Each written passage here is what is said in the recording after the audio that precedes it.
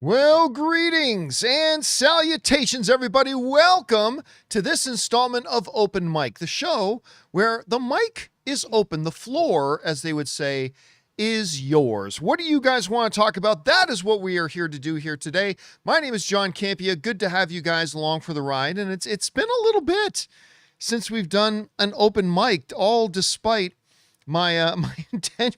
I intended to start doing like 3 or 4 open mics a week. But like then obviously there was the movie meetup tour that made that impossible. And then I was gone for half a week or more to Las Vegas for the World Series of Poker. I'm going to go back out to Las Vegas again next weekend to play in another World Series of Poker tournament. It's going to be the 1000 Mystery Bounty No Limit Hold'em tournament. It's a bracelet event. And I'm looking forward to going out and playing in that. But between that and my work stuff in the afternoons, I just haven't done a lot of open mics. So I thought, you know what? I got a couple of hours today. I really should do an open mic because I miss doing them. And I'm glad you're here, guys. Thanks for joining me. And basically, if you've never been to an open mic before, it is just what it sounds like. We're going to spend the day taking the next hour or two, taking your live questions. But as is tradition here on Open Mic, we like to start things off kind of with an icebreaker topic, if you will. So I jumped on the YouTube's channel's community page, and I asked, hey, do you guys have an issue you'd like me to discuss? And a couple of you guys said, talk about the chances. Like, we know that you think it's going to be Avengers Doomsday, but talk about the actual chances of Spider-Man Brand New Day maybe beating Avengers Doomsday at the box office and being the #1 box office film of the year. And I thought that would actually be a pretty good idea. So that's what we're going to do. So here's the basic proposition. There are people who believe that Spider-Man Brand New Day will not only do exceedingly well, and we talked in the recent, this week, about the insane projections that it's having, and we talked about the trailer view numbers, and we talked about a number of things, but there's a lot of people who think that there's actually going to beat Avengers Doomsday. Now, my basic position on this has been, in the words of the theme song for the now disgraced Vince McMahon, no chance in hell.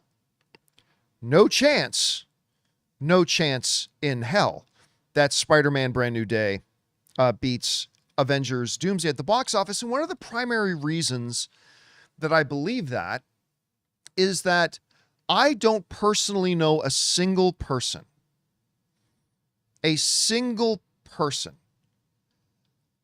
that is planning on seeing Spider-Man that isn't also planning on seeing Avengers Doomsday. I don't know I'm not saying nobody exists. I'm just saying I personally don't know a single person is like, yeah, man, I can't wait to watch Spider-Man, but I'm probably not going to go see Avengers Doomsday. They are two films. They are two fish, if you will, in the same pond. They are islands in the stream, to go back to a song that was popular when I was born, I think. Anyway, if you're interested in one, you are most likely interested in the other, right? So that's been my basic kind of conceit, is that Avengers Doomsday will be the #1 film at the box office. But I have been flabbergasted. And exactly, I say this all the time, but as Mark Wells is pointing out there in the live chat, where's this comic book movie fatigue? Yes. The 2 biggest films of the year are most likely both going to be comic book films. Where is this supposed comic book movie fatigue? But I'll tell you what, guys. I saw a stat come up the other day.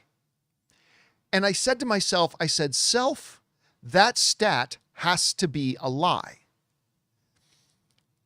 Because the stat came from one of those gambling websites, Polymarket. John, it's not gambling. Yes, it is gambling. Polymarket, Kalshi, they are gambling sites. And I'm not dissing on you if you liked online gambles. Adults should be able to do adult things. I'm just saying, let's call it what it is. Polymarket is clearly a gambling site. But Polymarket has a thing going on where you can wager on what you think is going to be the highest grossing movie of 2026. And look at these results. 65%.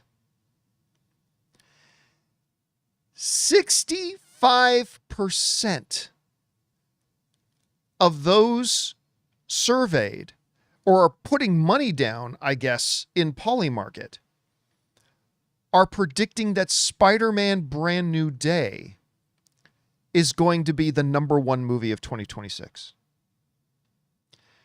2026, the number one movie, the people betting their money on Polymarket, 65% are predicting Spider-Man Brand New Day. 13%, it's a tie for second. 13% of the people think Avengers Doomsday, but also think Toy Story 5, which, by the way, is not an insane guess. Toy Story 5 could end up being the bit of a dark horse that, I mean, I don't think it will be, but the possibility exists that Toy Story 5 could end up being the surprise. And of course, you know, Super Mario Brothers is I believe, the number one movie of the year right now, but only 4% of people are betting that it will maintain that place. But again, 65% of people who are putting their money down are betting that Spider-Man Brand New Day is going to be the number one film, compared to only 13% who think it'll be Avengers Doomsday.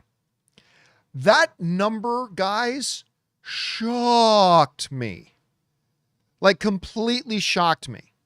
Because I know people are naive. We all can be, myself included. But I didn't think that many people are naive. But it made me go, well, wait a minute, John. If 65% of people think it's going to be Spider-Man Brand New Day, what would be the reasons for that? So, okay. Let's jump over to the Campea classroom for a second.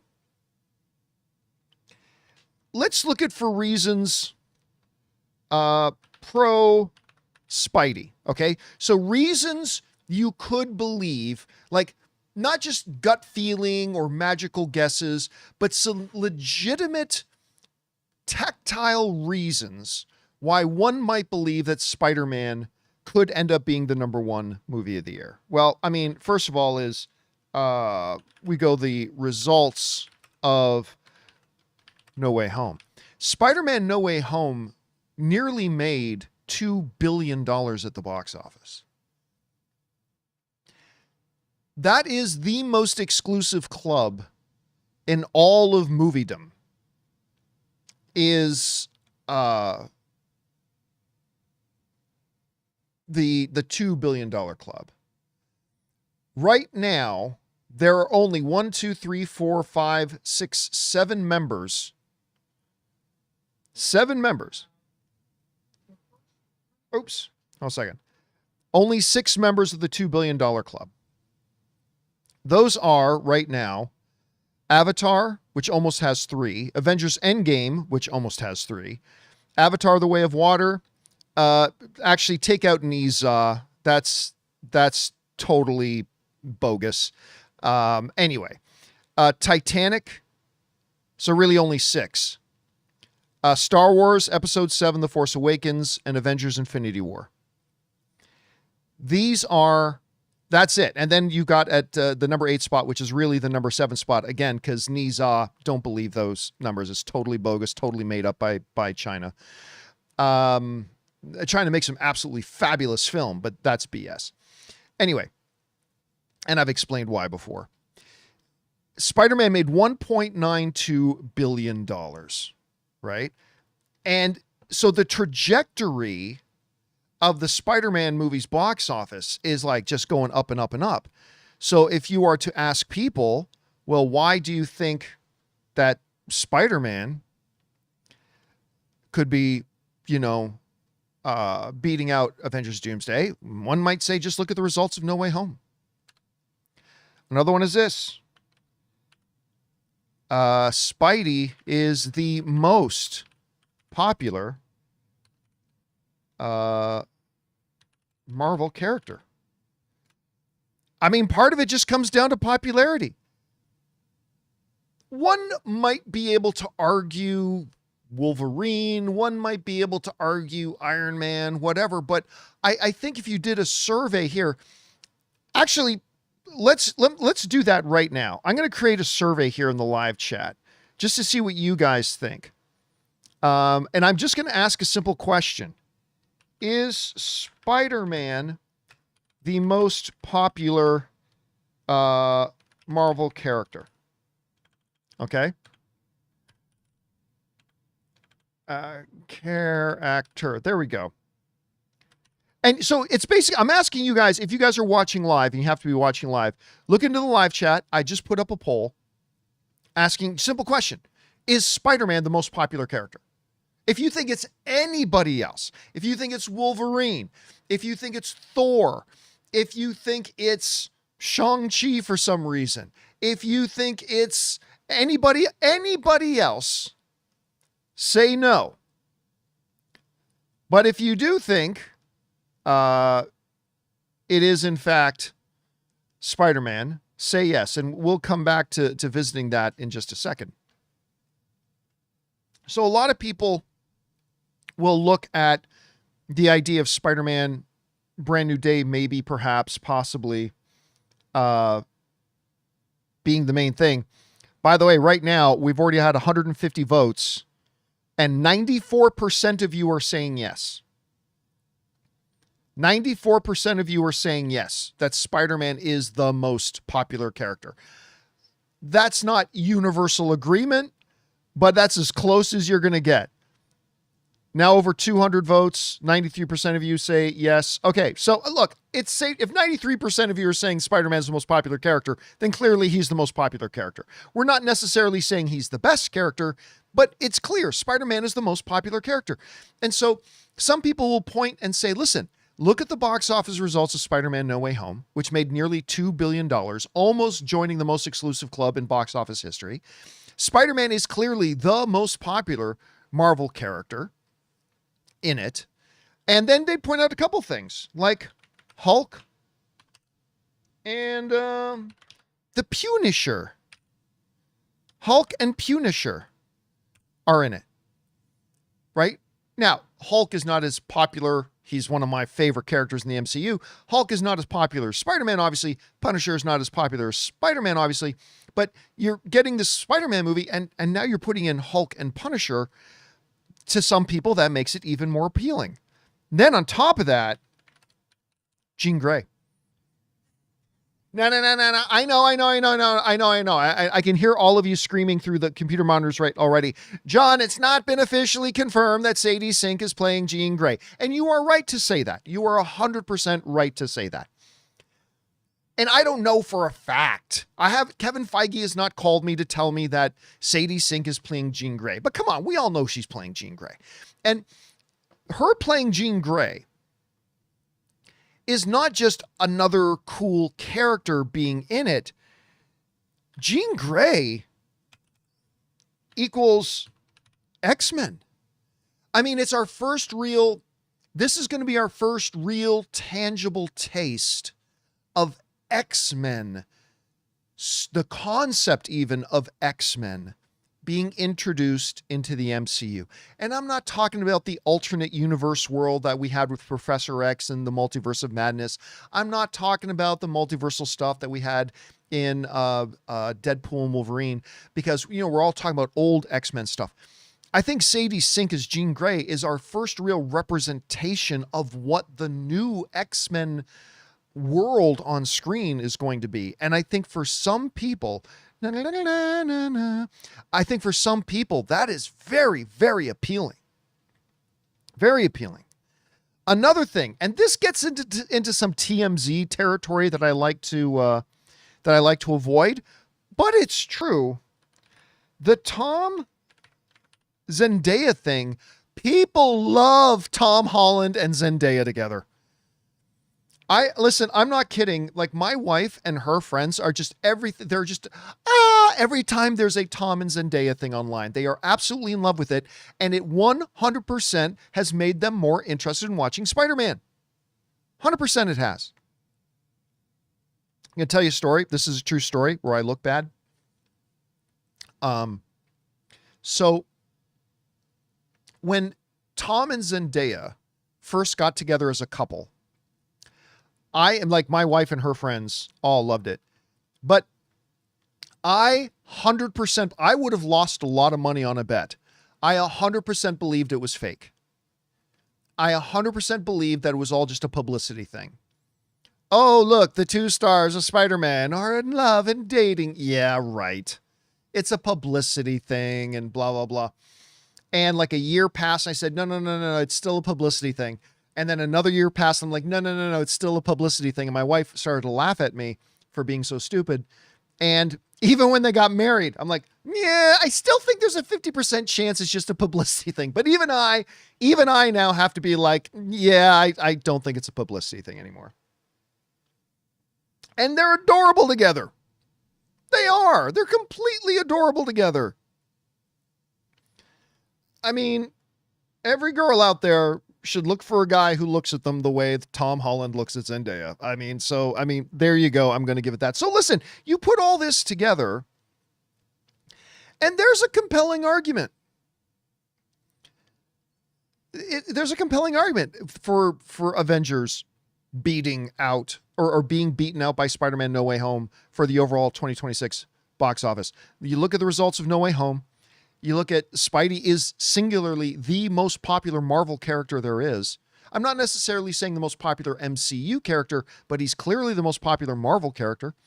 You look at the fact that they've got Hulk and Punisher in there for a little bit of MCU spice. You get the fact that we're getting Jean Grey, our first real kind of tangible taste of what the new X-Men world is going to be like in the MCU.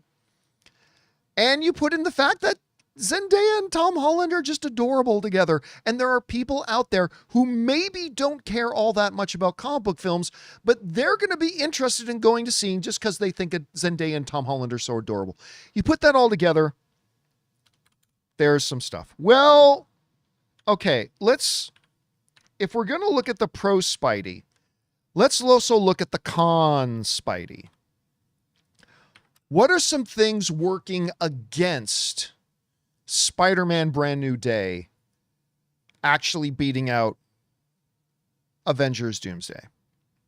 Well, first of all, there's no Toby and Andrew this time. I mean, look, let's be honest here. One of the significant reasons, I mean, all the Spider-Man movies under John Watts and with Tom Holland did very, very well. One of the significant reasons, not the only one, okay? Don't at me, as they would say. Not the only one, but one of the significant reasons that Spider-Man No Way Home exceeded what the previous Spider-Man movies did was because, and it wasn't because of the pictures that somebody who thought they were fake may have posted online. The reports were out a year before the movie came out. There were reports going all over the place that Andrew Garfield and Tobey Maguire were going to be in the movie. And let's be honest, that is one of the significant reasons why, not why Spider-Man No Way Home did well, but why it did exceedingly well over the other Spider-Man films. And the fact of the matter is, like, yeah, you got Hulk and yeah, you got Punisher and all that kind of stuff in this one, but there's no seeing our old favorite Spider-Men all together on the screen again in Spider-Man Brand New Day. So that's one of the things working against it. The other thing I'm going to say is working against it is something that we already talked about, but just so I can put down on here. No one is seeing Spider-Man that isn't also seeing Avengers, right? Like this is the same well that they're drawing from, the audience, right? So everybody's going to go see Spider-Man is most likely also going to go see Doomsday. Here's the other thing. I want you to keep this in mind. If Spider-Man is good, and it probably will be, I'm expecting it to be very good, it will only help the Avengers box office. If Spider-Man Brand New Day or Spider-Man Brand New Day is really good, and again, with the everything I've seen so far, the director connected to it, all that kind of stuff, I believe it's probably going to be really good. And if it is really good, it is only going to build momentum for Avengers Doomsday. You know, just as I think movies like Thunderbolts, which I think was great, Fantastic Four, which wasn't as good as Thunderbolts, but I still thought very good. I thought it was quality stuff, good stuff. I think those things have started to build momentum for Spider-Man. And now, if Spider-Man is as good as we think it's going to be, it's also only going to just promote and boost and pump up and hype up and get everybody more excited for Avengers Doomsday. Spider-Man's success is actually going to increase the chances that Avengers Doomsday does better than it at the box office. So there's that. And look, I got to point this out. It's adorable that Hulk and Punisher are in Spidey, but Doomsday has everyone. I mean, you've got Robert Downey Jr. back. You've got Chris Evans back. Thor is back. The Thunderbolts are there. The Wakandans are there. The old X-Men are there. You don't think people have been creaming their pants since 2001? Or whenever Iron Man first took to the sky, 2013 or something? Whatever. You don't think people have like literally been creaming their pants waiting to see the Fox X-Men and the MCU Avengers on the screen at the same time? I mean, yes, Spider-Man's going to have, I love Hulk. Spider-Man's going to have Hulk, and it's going to have Punisher, and that's great. And they're going to introduce Jean Grey. But this Doomsday is going to be the fulfillment of a fantasy that a lot of comic book movie fans have had forever, to see those X-Men with the Avengers on the same screen. We're going to see James Marsden's Cyclops and Chris Evans' Captain America on the screen together. Come on. Come on. Oh, and by the way, arguably the best villain in comic book history, Doctor Doom.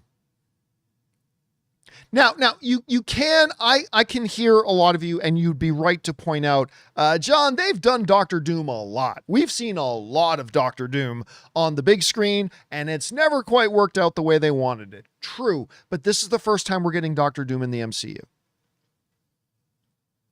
It's the first time we're getting Doctor Doom in the MCU. So listen, I look at these numbers, and I see that 65% of people think Spider-Man Brand New Day is going to be the number one film at the box office. I'll tell you what, if I used these sites like Kalshi and Polymarket, which I don't, again, no shade on anybody who does. Adults should be able to do adult things. That's fine. I'm just saying, for me, I don't use this stuff. But if I did, man, whew, I'd be buying that bet of no a lot. I'd be buying the no a lot and saying, no, it's not. Spider-Man is not good. Now look, there's also the wild card here, right? There is one wild card. Let's talk about a potential wild card. The potential wild card here is this. What if Spider-Man is great and Avengers sucks? That's the wild card. That's the wild card here. All other things being equal, Avengers Doomsday easily will be the number one box office film of the year, in my opinion. All right. I don't have a crystal ball. I could be wrong. Of course I could be wrong. But I personally have very little doubt that that Avengers Doomsday will. But if Spider-Man is like up there with The Dark Knight and Wolverine, or Logan, I should say, if it's up there with Christopher Nolan's Dark Knight and James Mangold's Logan, and is like truly one of the greatest comic book movies ever made, and Avengers Doomsday ends up being the next Ant-Man and the Wasp: Quantumania, that could change the narrative. Like that could absolutely change it. We don't know that right now. So all we're left with is all other things being equal. And I think all other things being equal, Avengers Doomsday will quite easily, by several hundred million, will be the bigger film. But as in all things, we'll have to wait and see. The bottom line is we win. We win. You and I, the movie fans, we are the ones who win. We're going to get these two movies. I'm so excited for them, and I cannot wait. All right, guys.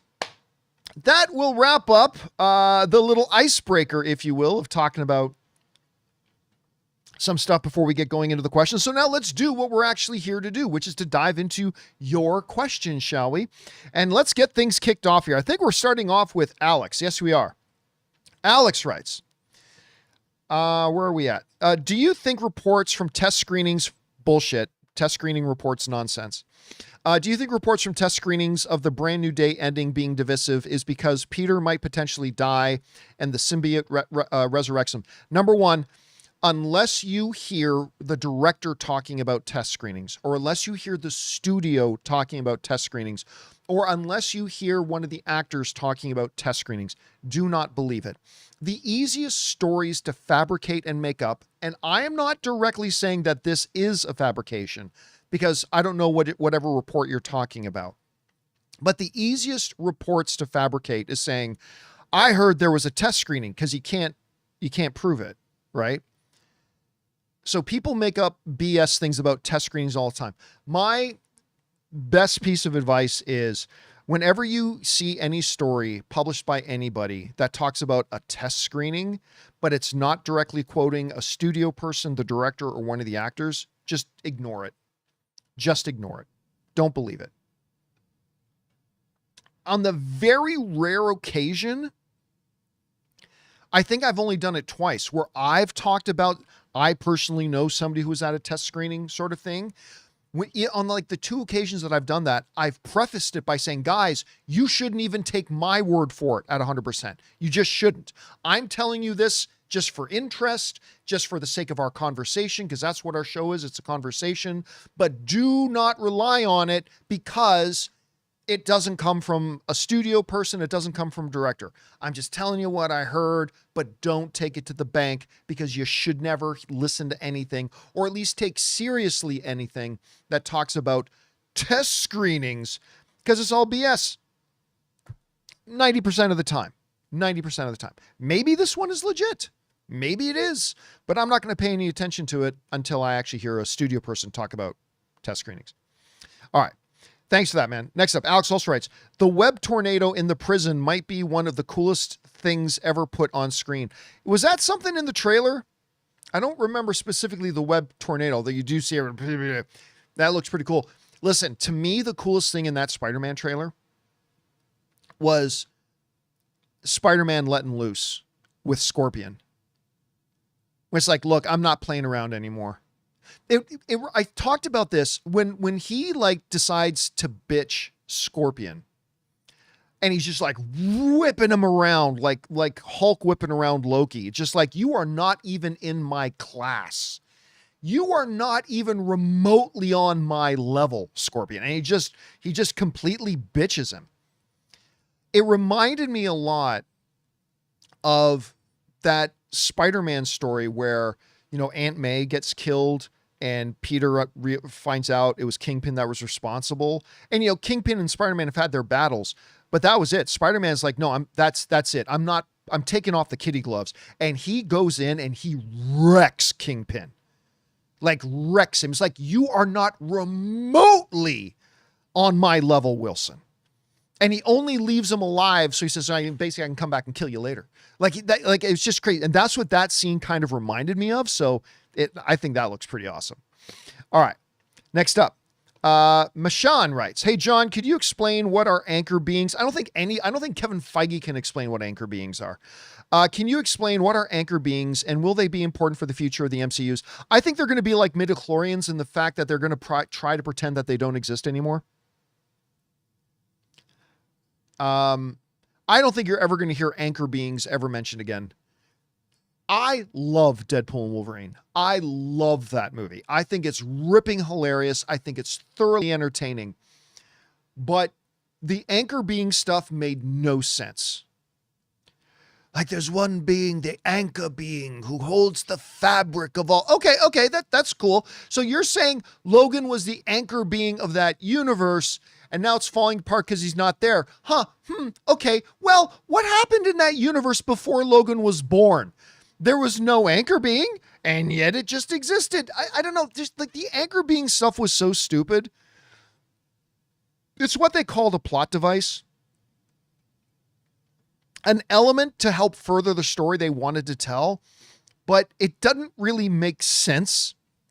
And so, no, I cannot thoroughly explain anchor beings because I don't think Kevin Feige can thoroughly explain anchor beings. Again, all love for Deadpool and Wolverine. I freaking love that movie, but that is one of the things in it that absolutely made no sense. All right. Thanks, man. Next up, Remmer writes, I think Doomsday gets 2.5 billion and Spider-Man gets 2.1 billion. The better Spider-Man does will only elevate Doomsday. I was just saying that exact same thing, Remmer. That's the thing. The better that Spider-Man does, the better it will be for Avengers Doomsday. Now, look, I don't even think it's possible. I don't think Spider-Man Brand New Day gets to 2 billion. I mean, look, the fact of the matter is, while we are getting back to pre-pandemic numbers at the box office, that's been statistically shown. The reality is there's still like not everybody has returned. There's not as many people going to the movies today as there were in 2019 and 2020 and 2021. We're getting there. It's crawling back, but it's not there yet. On top of that, you don't have Toby and Andrew popping up. Listen, I think Spider-Man Brand New Day is going to do stupid good. Stupid good. I don't think it makes 2 billion. I hope I'm wrong. And by the way, I may come out of Spider-Man Brand New Day totally different idea. Like if it's as good as I'm hoping it will be, maybe it has a chance, but I don't think it gets to 2 billion. I don't think Doomsday gets to 2.5 because here's the other thing. Since Bob Chapek left, and Kevin Feige got his power back, we've been seeing the MCU recovering, right? Yes, there was Captain America 4 that was not very good, but again, that was a product of the Chapek era. We've been kind of seeing it slowly crawl its way back, but the reality is the rep of Marvel, of the MCU, is not as strong or good today. And I say this as a Marvel fan. Look at my hat. I say this not as a Marvel hater, not as a Disney hater, although Disney can go fuck itself, or anything like that. I'm an MCU Marvel fan. I'm a huge Kevin Feige fan. I cannot wait to see these movies. But the reality is the rep of Marvel, the overall enthusiasm level for Marvel, the overall belief in Marvel is not as high today as it was in 2009, during the era of Endgame and shortly thereafter. I don't think any of you disagree with me on that, right? Like, I think you all agree with me that if you take the love level for Marvel around Endgame and Spider-Man No Way Home, I think we all agree that at least to one degree or another, it's lower today than it was then. So those things combined make me have doubts that we could see like Doomsday get 2.5 billion or Spider-Man Brand New Day get 2.1. But winning cures everything, and you never know. It's possible. If I had to bet $5 on it, though, I'd probably bet against it. But hey, we'll see. We'll see how it all works out. All right. Next up, Anthony C. writes, if that leak is real, my one critique is Steve's attire. This is the man who said, if you're going to go to war, you got to wear a uniform. You can't make that. You don't. Look, if the clip is real, then you don't know the context. Like if he is literally, I'm just throwing this out there for argument's sake. If Steve was literally in the middle of a dinner and then all hell broke loose, it would make no sense that he's wearing, his nomad battle outfit, right? It would make no sense. So don't critique a maybe legit scene when you have no idea of what the context around it is, right? It could be that if he was wearing a Nomad or a Captain America outfit of any kind, that would make no logical sense. So don't critique it for that. Wait to understand the concept. All right. Or the context, I should say. Try getting a reservation rights. 1 of 3. I don't think I've ever seen online discourse as unimaginably stupid as for the Odyssey. And not just with the low-life racists. If I go to Twitter right now, I'm blasted with a tweet at 90,000 likes about how a goddamn cup that, I don't even know how to pronounce his name, Telmachus, I don't know, is holding is not actually how the color of a cup would be back then, and it means that the movie is garbage. Like, seriously, WTF are we doing here? Someone is 100% astroturfing this outrage. This BS is widespread in all socials, and I can't fathom there's actual human beings who think like this. Well, look, let me say this.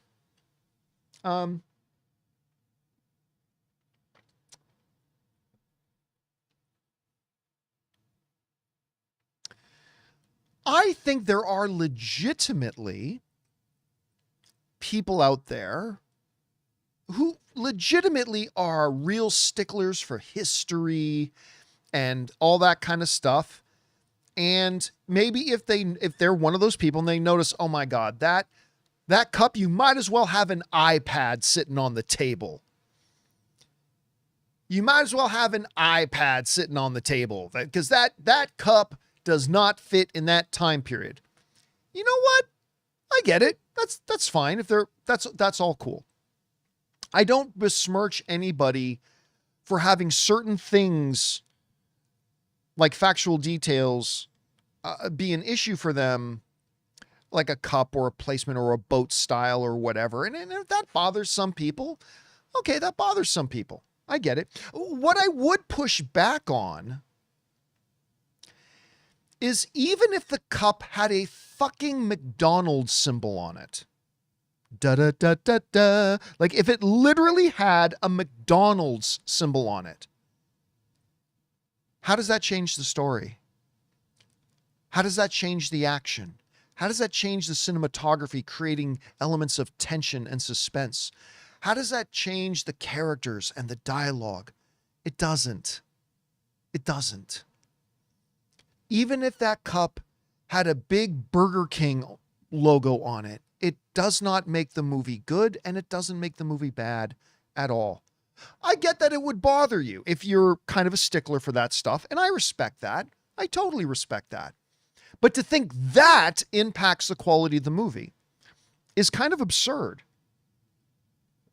The movie's either good or it's not good. The color of the cup is not going to influence it one way or the other. It might have an effect on its historical accuracy. Okay, fair enough. If that's part of your scorecard, fair enough.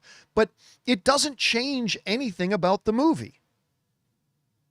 It doesn't change anything about the movie.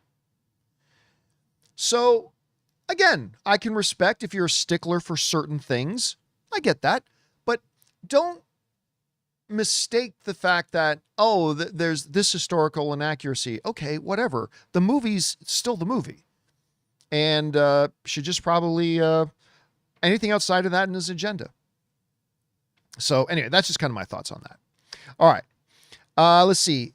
Christopher Diaz writes, what did you think of Obsession? Still haven't seen it. You know, it came out right about when I went on my 2-week movie meetup tour. By that point, it was too late for me to review. Other new things were coming out. And then I very quickly turned around and made a 4.5-day trip to Las Vegas. And now I've been seeing other movies and I still haven't seen Obsession. I've been dying to see Obsession ever since the first, we were the first ones to see the trailer and we talked about it first. And I loved the trailer, but I still haven't had a chance to see it. And honestly, at this point, I don't think I'm going to see it till it comes out on video because there's not really much point for me in seeing it. right now. Like, it's too late for me to review it. So, because you guys know I never do a movie review for a movie that's already been out in theaters for more than 2 days, because there's just no point. So I'm just going to wait. It's going to hit streaming soon. As soon as it does, I'm going to be all over that and watching it, but I have not seen it yet. All right. Next up, Who is Chris writes, you still don't think Michael can reach 1 billion after you said it will, but then the critics shit on it and you switched up. No. I didn't switch up on it because of what the critics said. I switched up on it because of how I felt about it. Now, look, you guys know that I was one of the only people in the world, the moment they announced Michael, that I said, this is going to be $1 billion film. This is going to be $1 billion film. And if they split it into two, it's going to be $2 billion films. You got Antoine Fuqua directing it, blah, blah. And I banged that drum for over a year. Now, let me just get a glimpse of where it is. I know it's closing in on $1 billion now. Let me just check here. So, there's Michael. Okay, so Michael right now is sitting at 933 million. So it getting to $1 billion is definitely in reach. I wouldn't say it's an automatic at this point, but it's definitely in reach. Now, anyway, so I was like banging the drum. This is going to be $1 billion film. Everybody's sleeping on Michael, because everybody at first like, who cares about a Michael Jackson movie? It's too late for Mike. And I said, guys, this is going to be $1 billion film. Now, as in all things, like we were just talking about Spider-Man and Doomsday, I said, ultimately, it's going to come down to how good or bad the movies are, right? And when I saw Michael, I enjoyed it. Like in a thumbs up and a thumbs down world, I gave it a thumbs up. Like I was dancing in my seat and all that kind of stuff. But I also don't think the movie was nearly as good as it should have been. I don't think the movie was nearly as good as the legacy of Michael Jackson deserved it to be. And I certainly don't think the movie was as good as, I don't think it lived up to the high standard of Antoine Fuqua as a director, because I think the world of Antoine Fuqua as a director. I do not think this was his best. I don't think it was his best work. So I came out of it enjoying it, but also kind of disappointed. Like, because I wanted it to be more. I wanted it to be better. I didn't want it just to be a prolonged celebration of the music of Michael Jackson. I also wanted a good movie attached to it.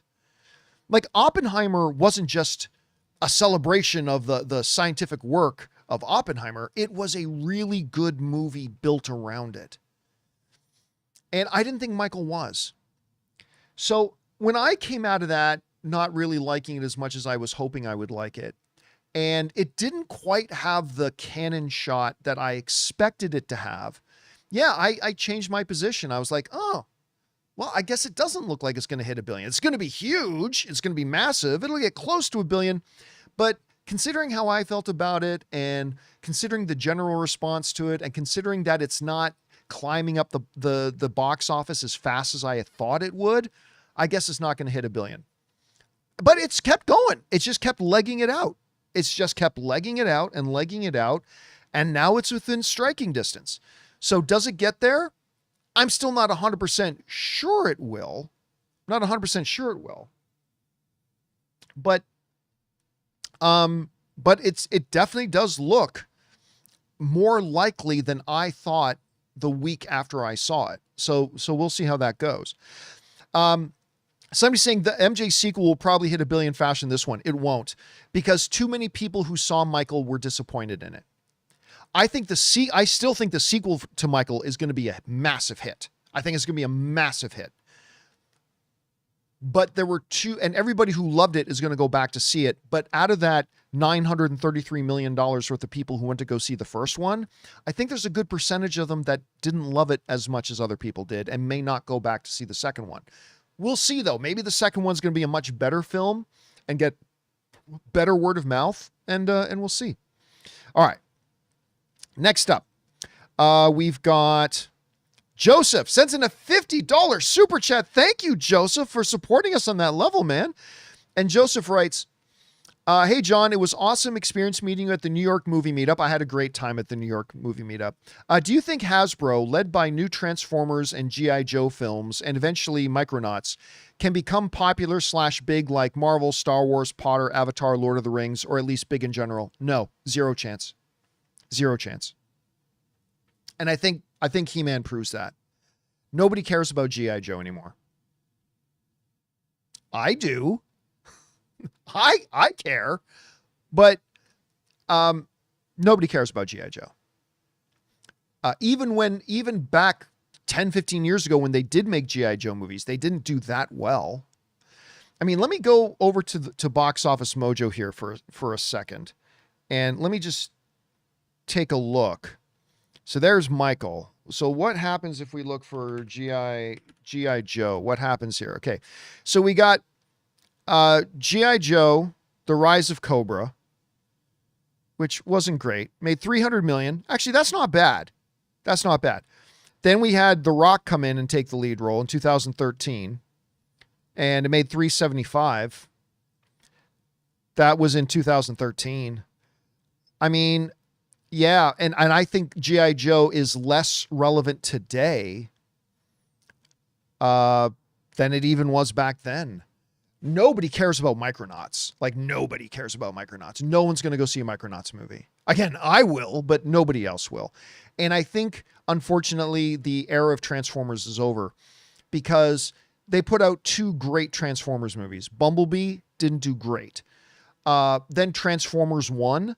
Oh my God, that movie was way better than it had any business being. Transformers 1 was awesome. Nobody went to go see it. I think He-Man has kind of shown that these 80s and 90s nostalgia property things that have not had a prolonged, sustained presence are not viable anymore, and it's time to move on. Now, look, I say that. I hope I'm wrong. I would love to see Transformers, and hell, I'd love to see GoBots. That's right, GoBots. I'd love to see all of that stuff on the big screen. I want to see a Thundercats movie, man, but it's never going to happen. It's not going to happen. At least maybe in 10 years, if there's a big nostalgia surge again and a big retro nostalgia surge. But right now, I think those things are kind of off the table. All right. We'll see though. We'll see. I love Transformers, man. I'd love to see them make a comeback. Thanks for that, Joseph. And again, thank you for supporting us on that level, man. It's incredibly generous of you, dude. All right. Let's keep going here. Oh my God. I got way too many super chats. So, give me 1 second here, guys. I must turn off super chats. There's way too many in there. Give me a second to turn off super chats. So okay, super chats are now off, and let's see how long it's going to take me to get caught up here. Okay. We did Who is Chris? We just did all right. Now we go to Al, who says, which is worse, Thunder Force or Scream 7? Scream 7. Thunder Force is truly true. I like Melissa McCarthy and I love Octavia Spencer. Thunder Force is truly one of the worst films I've ever seen. It really is. But Scream 7 is a top 3 worst film ever made in history. For almost my entire movie loving life, the unholy trinity of the 3 worst Hollywood produced wide release movies are, in no particular order, Highlander 2, Catwoman, and why am I freezing on the name of the John Travolta L. Ron Hubbard translation movie, Battlefield Earth. Battlefield Earth. To me, those are the 3 worst Hollywood produced, wide released movie in cinematic history. And it's been that for 30 years, or ever since I saw Battlefield Earth at any point. It's been like that forever. For the first time in decades, I changed the unholy trinity. Catwoman, Halle Berry's Catwoman is now off it. Congratulations, Catwoman. You're no longer one of the unholy trinity. Scream 7 is now on it. It is truly one of the worst films I've ever seen. It's better than any movie I could make. It's so bad that maybe not. Anyway, yeah, so Thunder Force is legendarily awful. And I love the people involved with that movie, but it is legendarily awful. But Scream 7 is even worse. All right, next up. Let's see. Jay Tovin writes, over under 50%, we actually get a new MCU post Secret Wars. It's semantics, but it all depends on what you mean by new. Let me put it this way. I think the MCU will be changed post Secret Wars. But I don't know that that means complete reboot. Right? I don't think after Secret Wars it's going to be an absolute day one, start from scratch, completely new, all new, never seen before Marvel Cinematic Universe. I don't think it's going to be that. Some people use the term soft reboot, and that can mean different things. So it's all a matter of semantics. But let me just say this. I do think the Marvel Cinematic Universe will be substantially changed post Secret Wars, but I'm not willing to say it's going to be a new MCU. It'll be a changed MCU. So who knows? We'll see. All right. Good question though, man. All right. Next up, Jay Tovin also writes, you think the new Friday movie actually happens? The first one was one of my favorite comedies. Listen, my good buddy Ice Cube, he seems to be saying that they're going to do it.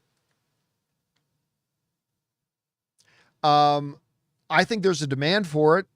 I mean, it's not going to be a $400 million movie, but it doesn't need to be a $400 million movie. I mean, that movie gets made, it makes $220 million. It's going to be profitable.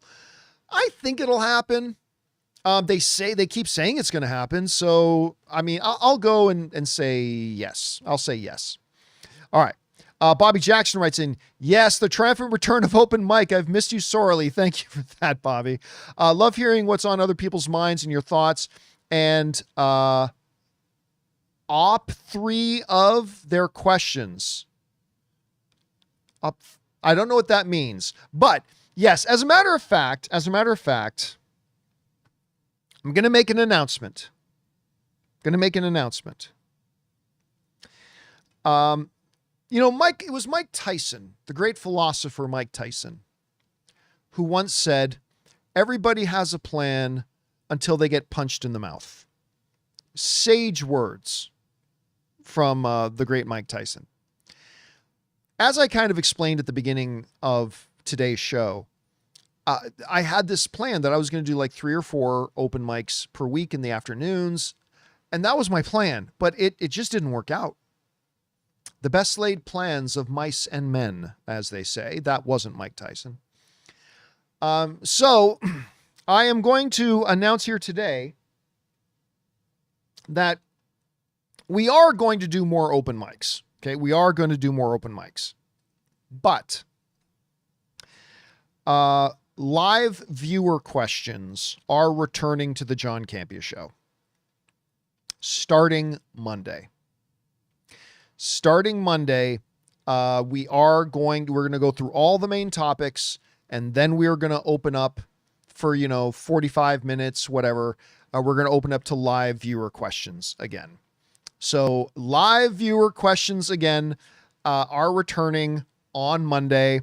I have heard your guys' requests. I've heard what you've had to say. And again, despite my best intentions, I've not been able to deliver on the open mic stuff that I thought I would be able to do. And there, by the way, there will still be open mics.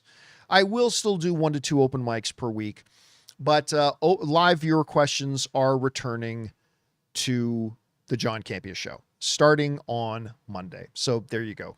All right. You guys heard it first. So that's happening. Anyway, thank you, Bobby. Appreciate that, man. Mike Vetter writes, 1 of 2.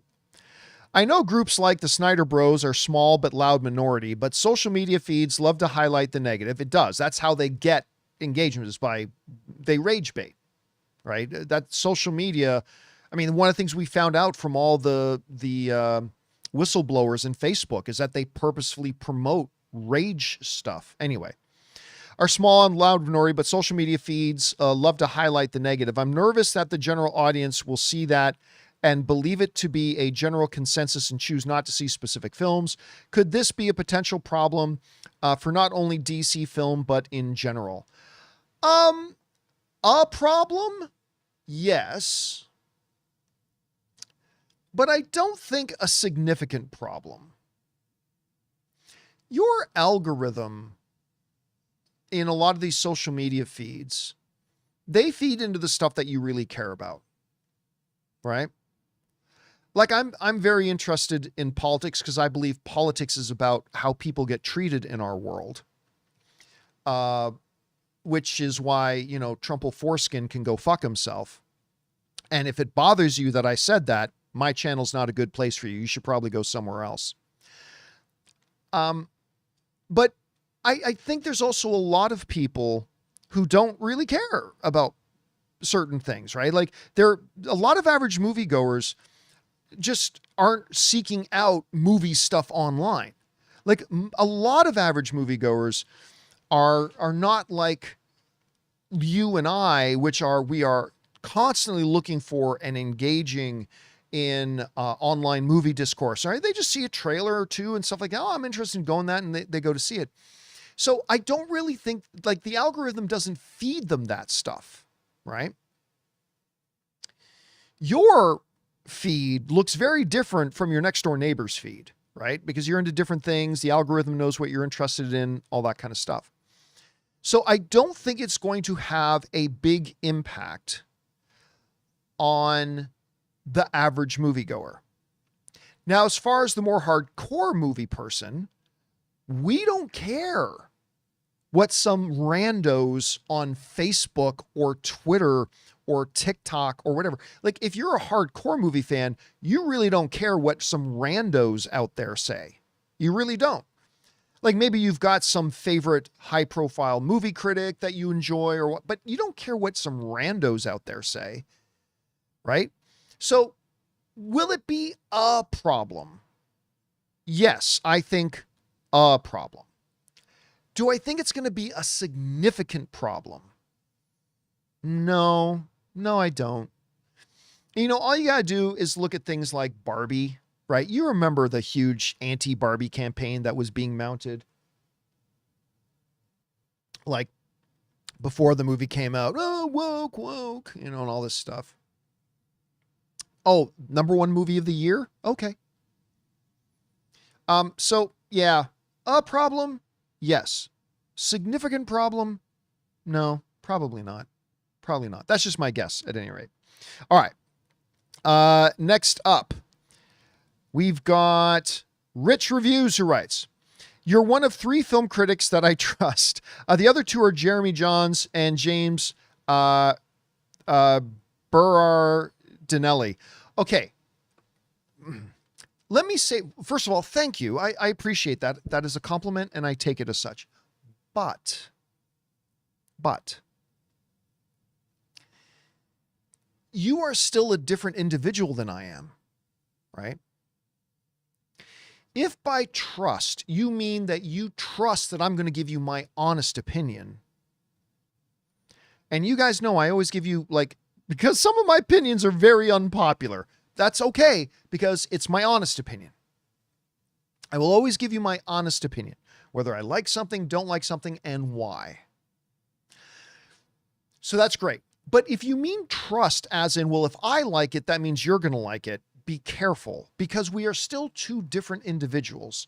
You've had a different life than I have. You've had different experiences than I have. You are put together differently than I am.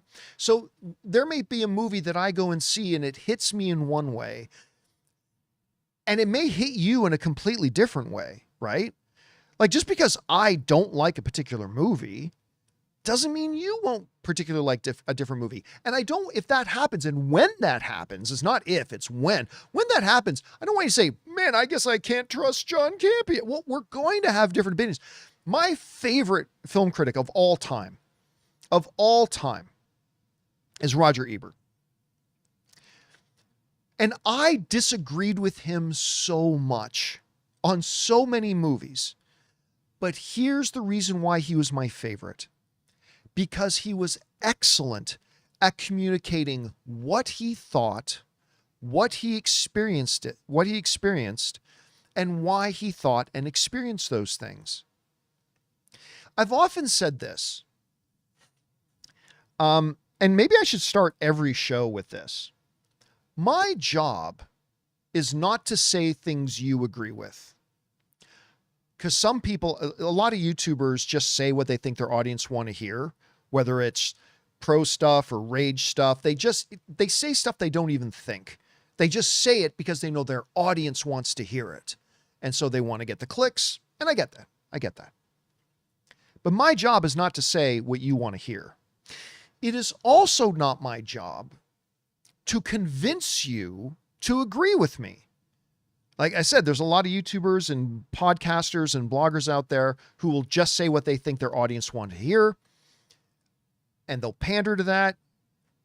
But there's also a bunch of bloggers, podcasters, and YouTubers that try to wear you down and convince you to agree with them. That's not my job. I could care less if you agree with me. What my job is to give you my opinions and my thoughts and my perspectives, and to give them in such a way that it helps you, as my viewer, more sharply understand why you disagree with me or why you agree with me. I don't care to say things that you already believe, nor do I care to convince you to take my side. My job is to present to you my personal point of view on it, why I feel that way, and do it in such a way that you walk away from the conversation with a sharper, clearer focus on why you disagree with me or why you agree with me. And if you walk away from one of my videos with a clearer picture of why in your own head you disagree with what I said, or a clearer picture about why you do agree with what I said, then that's my job. Then I've done my job. If you walk away from my videos completely apathetic to either, then maybe I don't do my job very well. But yeah, it's, so while I am absolutely flattered to hear you say that I'm one of the critics you trust, I hope you mean that in trust. You trust that I'm just giving you my honest opinion, because we are going to differ on our thoughts on movies because they're subjective, and that's the beautiful thing about them. Anyway. All right. Thanks for writing that in, man. I appreciate that. Let's see here. We've got Lord Doorknob writes, "Hey, John, I have incredibly toxic parents and no older adult figures to look up to. Is it okay that I look up to you?" It's okay. Just be careful. You're cool, smart, funny, kind, and you brighten my days. I wish I had a dad like you. Oh, well, thank you, man. I appreciate that very much. Look, I am a very flawed individual. I'm a very flawed individual. But I've been very lucky that I've had the best role models in my life. I've had the best role models in my life. Look, everybody says, everybody, of course, all of us, we love our parents and we all think they're the best. But, you know, I could not have asked for a better mom, who I lost just a couple of years ago now. I could not have asked for a better mom. And I certainly couldn't have asked for a better dad. My dad, if I may, if you'll indulge me for a moment, I really believe my dad is the single greatest man I've ever known in my life.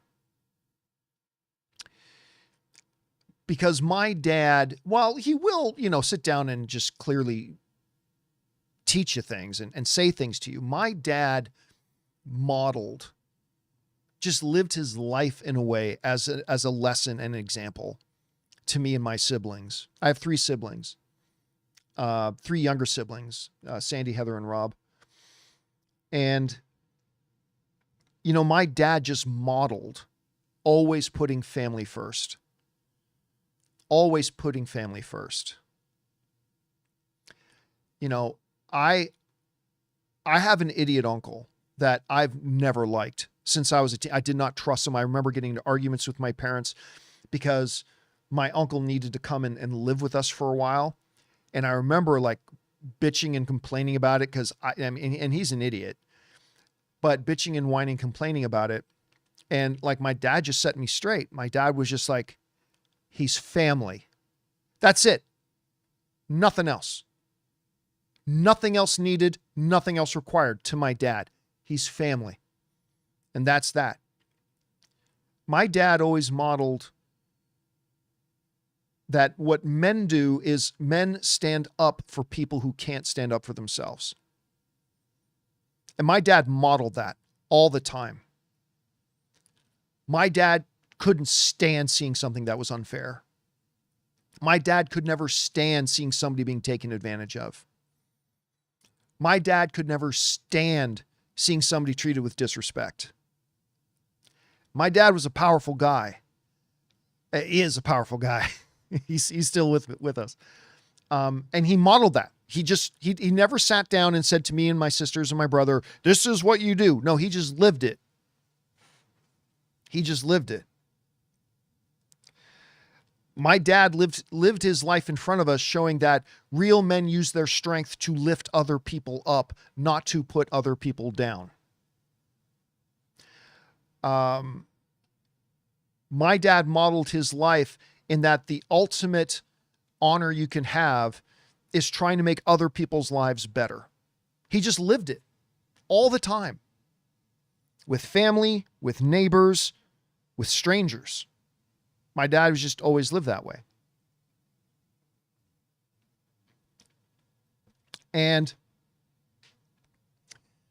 I've just been very lucky. And hopefully, I hope some of that, however small of a degree, has rubbed off on me. I know I have a long way to go, and I am a very, very imperfect human being. There's no doubt about that. But I hope some of the good stuff that my dad has taught me has rubbed off on me. I hope. I mean, that's all we can hope for, right? So that's my hope. Anyway.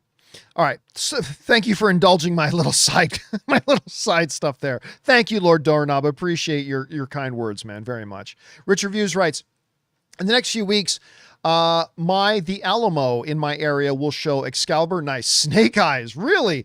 Casualties of War, The Faculty, and Once Upon a Time in China. Which should I see? If we're thinking of the same Snake Eyes as I am, let me just double check here.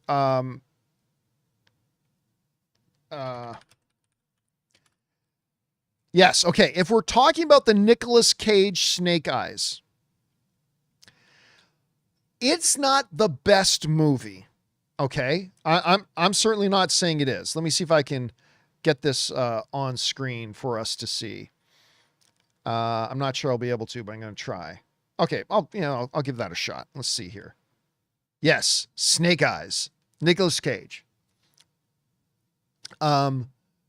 Snake Eyes, it's worth seeing if for no other reason that it has this, right near the beginning of the movie, this long, continuous one-shot scene that I remember was like one of the first times I'd ever seen anything like it. I mean, this is an old film, but it was one of the first times I'd ever seen anything like it.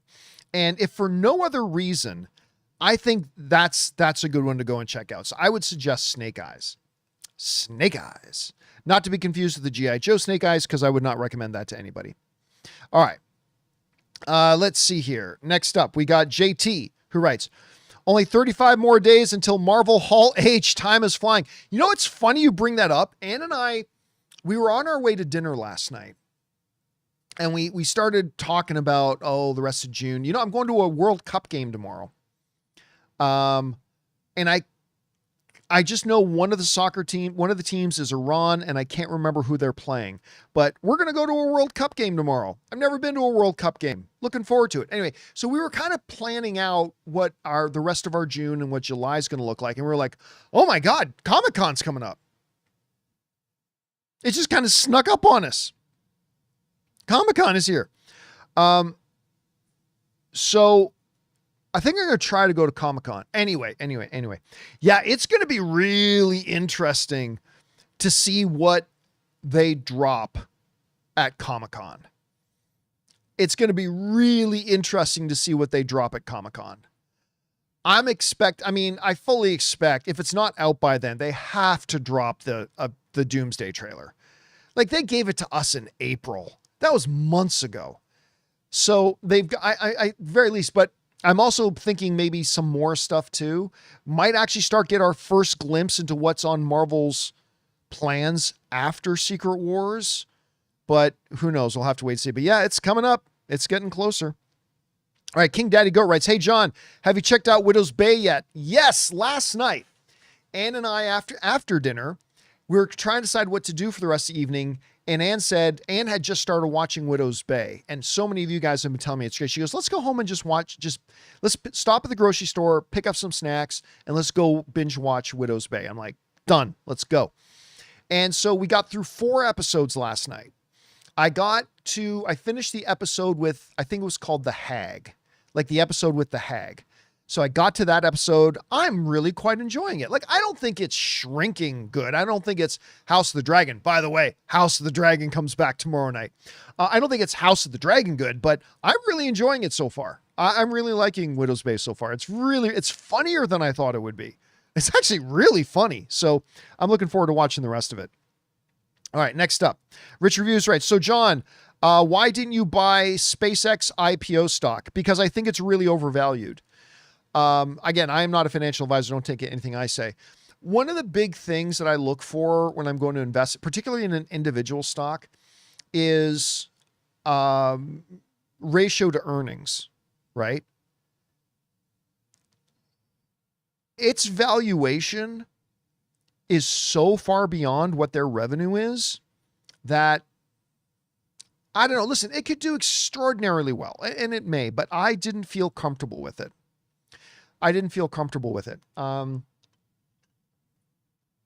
So yeah, I decided not to. Now, I may pick up some SpaceX IPO, some SpaceX stock that's bundled in an ETF at some point. There's a few ETFs that already have SpaceX as a part of their portfolio, and maybe I'll buy some of that just to mitigate it out a little bit.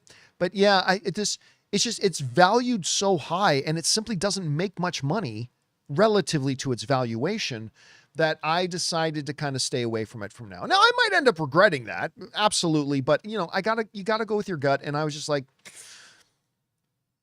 this company doesn't make that much money. And so for it to be valued at the valuation that it had, I thought was questionable. So I just didn't feel comfortable with it. So I stayed away from it myself, but that's just me. I'm not saying anybody else should. I'm saying that's what I did. All right. Next up, Rich also writes, "Do you think we'll ever see the revival of the HBO classic series 6 Feet Under?" No, I don't. That was a great show, but I don't sense I've never heard much conversation about it elsewise. So no, I don't think we will. Never say never, not impossible, but I don't think we will. Underrated show, by the way. Jerry writes, "Hello, John. In your opinion, do you think Toy Story 5 can surpass Inside Out 2 and maybe Zootopia 2 at the box office?" Yes, I think it can. Now, whether I think it can and whether I think it will are two different questions, right? Can and will are two different questions. Let me look it up. Zootopia 2. All right. So Zootopia 2 ended up making $1.8 billion. $1.8 billion for Zootopia 2. Listen, we're going to get the opening weekend box office numbers here pretty quick. Zootopia 2 opened to $100 million. Toy Story 5 is going to, you can see up here, it opened to $100 million on its opening weekend. Toy Story 5 is going to open way bigger than that. Way bigger than that. But I don't know if it'll have the same legs that Zootopia 2 had. I don't know. Can it beat 1.8 billion? It can. It can. Will it? I don't know. That's a really big number, man. 1.8 billion is a really big number, but we'll see. All right. Richard Views writes, "Do you ever wish that either AMC or Collider Movie Talk went on longer with you at the helm?" I really do wish AMC had gone on longer. by the time I got out of Collider, I was ready to get out of Collider. But I do wish AMC had been able to go on longer. We were positioned to like just rule the whole industry. We had been on this consistent rocket ship of growth. The only time our growth stopped and we started to shrink was when I left for a little while to go do Lionsgate's. I ran that Lionsgate thing, Comic-Con HQ, and I did Movie HQ for a while, and I left Collider for a bit, and then it stopped growing and it started to shrink. But once I came back, we started skyrocketing again. We were now up. We started to average over 100,000 views per episode of Movie Talk. We were starting to we were winning all these awards, and we really could have taken everything over. And I won't go into all of it again, but a certain person at AMC decided they wanted to swing their dick around, and they went after my boss and really unjustly fired my boss, to which then I said, then I'm out of here too. And by the end of the day, when I was getting ready to leave, I still had a good relationship with several of the executives at AMC, and they said, hey, if you're going to leave, we don't think this thing can continue without you. What do you think about taking it all with you? And we'll put some money into it and be a sponsor of it if you take it over to Complex. Complex was the owner of Collider. And I said, sure. And so that transition happened. I was really happy to leave Collider by the time I left, but, I had to leave AMC because of what had gone on, but that's the one I really wish smarter people prevailed, was at AMC. Because at AMC, I saw no stop to our growth happening. I think we literally would have been the movie show of the world. I really do. Like, I literally think that's where we were heading. The growth was astronomical. We were month over month over month. We continue to grow faster and faster and faster. And, a particular person at AMC, destroyed it, and kind of put me in a position where I really felt like I had no choice, but I had to leave. And so, so Collider, no, absolutely not. I don't wish that could have gone on longer, but AMC, man, Dennis and I talk about that once in a while. It's like, my God, how big that could have become. Anyway, so AMC, yes, there are times I wish that could have gone on longer. All right, next up. Iceberg writes, if the Snyderverse were to come back, it's not. I wouldn't mind seeing it die again. Well, man, listen, every movie I see, I want to be good. Every movie that comes out, I want that movie to be good. It's often not, but I want it to be good. If the Snyderverse ever came back, and contrary to popular belief, I really like Zack Snyder. I think he's made some terrible movies. Yes, but I also think he's made some of my favorite movies. Right? I want to see him succeed, and I want to see him do well, but they're never going to bring the Snyderverse back. But if they did, and they're not, but if they ever did, I would cheer for it. I mean, because I want every movie to be good. There it is. Anyway, next up, YT writes, Jamie Lawson as Storm is Chef's Kiss or Jodie Turner. Jodie Turner's not a bad pick. I'll be honest with you. Off the top of my head, I don't remember who Jamie Lawson is. Hold on a second. Let me look her up. Let's see. What's she from? Oh, she was in Sinners. I never saw Genius, so I didn't know her for that. Okay, I see who you're talking about now. I don't know enough of her work to give a legit opinion about how good I think she would be as Storm. I just don't have enough of a framework for that. But I don't mind the idea of Jodie Turner. That's not a bad idea. All right. But again, it all depends on what kind of Storm they want to make. Silent Ghost writes, Michael is the highest grossing music biopic, surpassing Bohemian Rhapsody. Yes, it just recently passed that. It's on track to be the biggest biopic as well. Will you talk about it on the show? Probably not. The reason I probably won't is because I talked about how big I thought Michael could be for over a year. So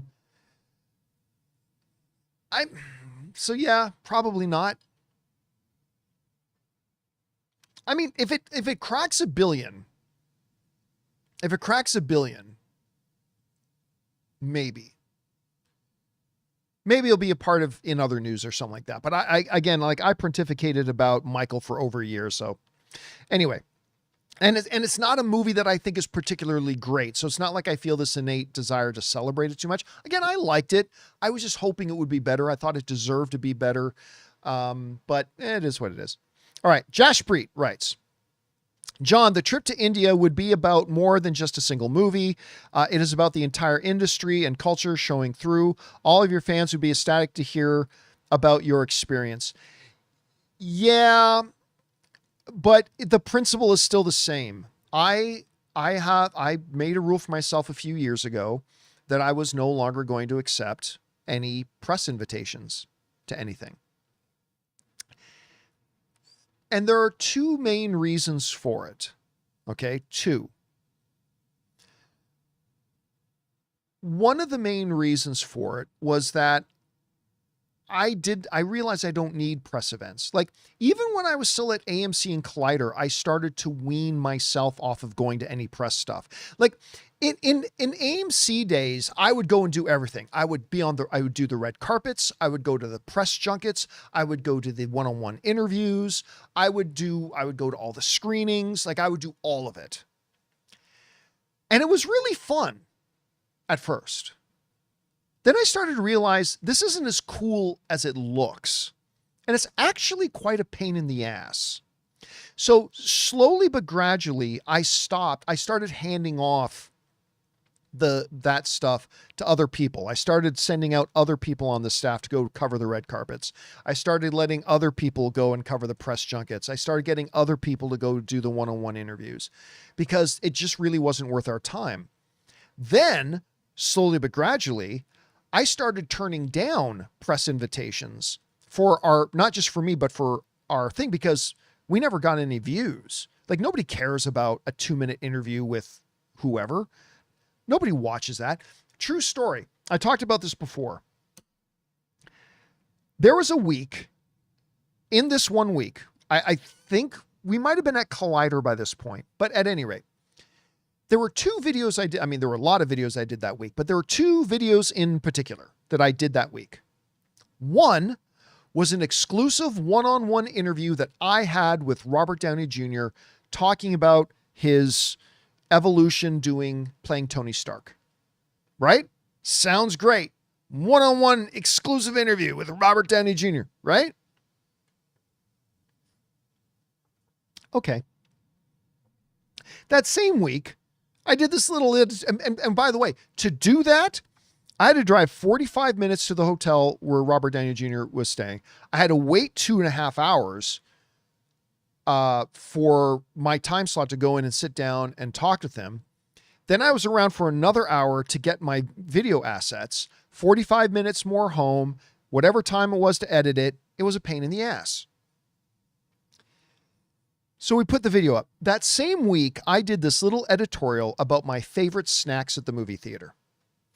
Took me 10 minutes to do it. 10 minutes. One of those videos literally got 20 times more views than the other one.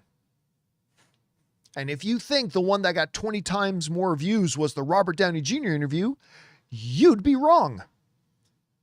Like, hardly anybody watches that stuff. It's not worth it. It really isn't worth anything. And so a couple of years ago, I just finally kind of had enough of it. And there was some drama going on too. And I'm like, I just had enough of it. And I said, you know what? I'm just gonna make this rule for myself. I'm not going to do any of this press stuff because, number one, it doesn't get me anything. Number two, it's not worth the hassle. And number three, at the end of the day, it doesn't get me any more views on any of my videos than if I don't do any of this stuff. So that was the first reason why I decided not to accept any press stuff or press invites. The second reason Um, Somebody's pointing out, I see your video interviewing Chris Hemsworth and Chris Evans joking with each other all the time. Dude, that was my favorite interview I've ever done. Because the stuff you don't see was even funnier than the stuff that we put in the interview. Because the interview itself was like 3 or 4 minutes, but I was in there with them for like 15 minutes and we were just, it was nuts. Like they had me laughing so hard. Like one of the best moments in that interview, I'm paraphrasing it a bit, but I remember saying, like I said to Chris Evans, I said, you've got this aspect about you that, you know, the audience really respects you. And then Chris Hemsworth is like, do they? And anyway, listen, I'm not going to pretend like I didn't have some really fun ones. I did. That was one of the best ones that I ever did. But anyway, so the first reason I stopped doing them was because they didn't do anything for me and they were just a pain in the ass to do. But the second reason, not as important, but it was still a part of the reasoning. The second reason I stopped doing any press stuff was because I just got sick and tired of people who have no idea what they're talking about.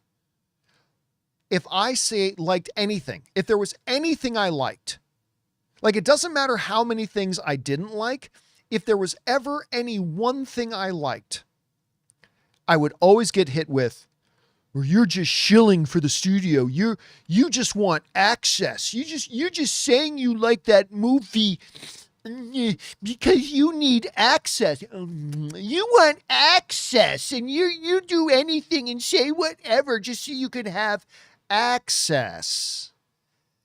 Like, what the fuck what do you think access is? What do you think access is? Do you think Margot Robbie sticks her tongue in my ear or something? Do you like, what do you think access is? So you can get the interviews. The interviews don't do anything for me. Yeah, but you get to meet the stars. Okay, yes. And that part was cool, but it loses its coolness really quick. Like, I'm not going to pretend that I didn't initially love the fact that, oh my God, I'm sitting down here with Will Ferrell. Oh my God, I'm sitting down here with Colin Farrell. Oh my God, I'm sitting down here with Margot Robbie. Oh my God. Like, sure. But after you've done that for a little bit, you realize these are just people. I still love them. I still really respect their work. But was it worth 3 hours of my day to sit down with them for 5 minutes? No. You think I want to drive instead of going to see this movie tomorrow at the movie theater 5 minutes away from me? You think I want to drive an hour and 20 minutes to go to the only theater where they're doing the press screening just so I can watch it 72 hours earlier? No. Nobody cares. Nobody who's in this business actually cares about access. And so I just started getting really tired of every time I liked something, having somebody go, you just want to keep your access. So I just said, it's fine. Fuck it. No access. I reject all access. Happy? Still doesn't change anything. There's still people who say whenever I like, you just do it for the access. Like, dude, I have no access. I've literally turned off all my access. The only thing that I've done 2 things, okay? There are 2 things that I've done. And that kind of semi-break the rule, okay? The first thing that I did, let me just bring this up here. What the hell's happening? Hold on a second. I'm having a problem here. There we go. Okay. There we go. All right. So, the first thing that I did that kind of broke that a little bit, but I had a good reason for it, was I did an interview because part of my no access thing is that I don't do interviews. All right. I don't do interviews, but Scott Adkins reached out to me personally and said, "Hey, I've got this project of mine that I'm trying to promote. Would you mind if I came on the show and did a little interview for it, just to help me promote this little project I'm trying to raise awareness for?" So because that wasn't from the studio, that wasn't from a PR firm, it wasn't part of a press junket, one of the actors directly reached out to me and asked if I could help him out. And I love Scott Adkins. Love him. So I was more than happy to do that. So a lot of you guys remember that episode where we had Scott jump on and was on our live show with us.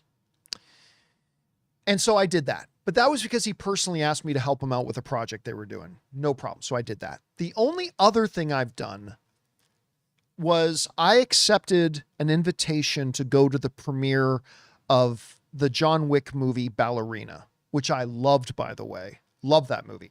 It totally flopped. More of you guys should have seen it. It was a really fun movie. Anyway, that being said, but here's the important thing. I did not go as press. One of the executives at Lionsgate personally invited me as a guest.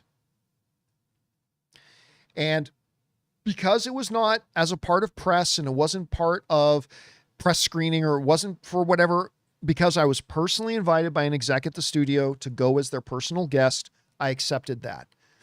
But that's it. That's it.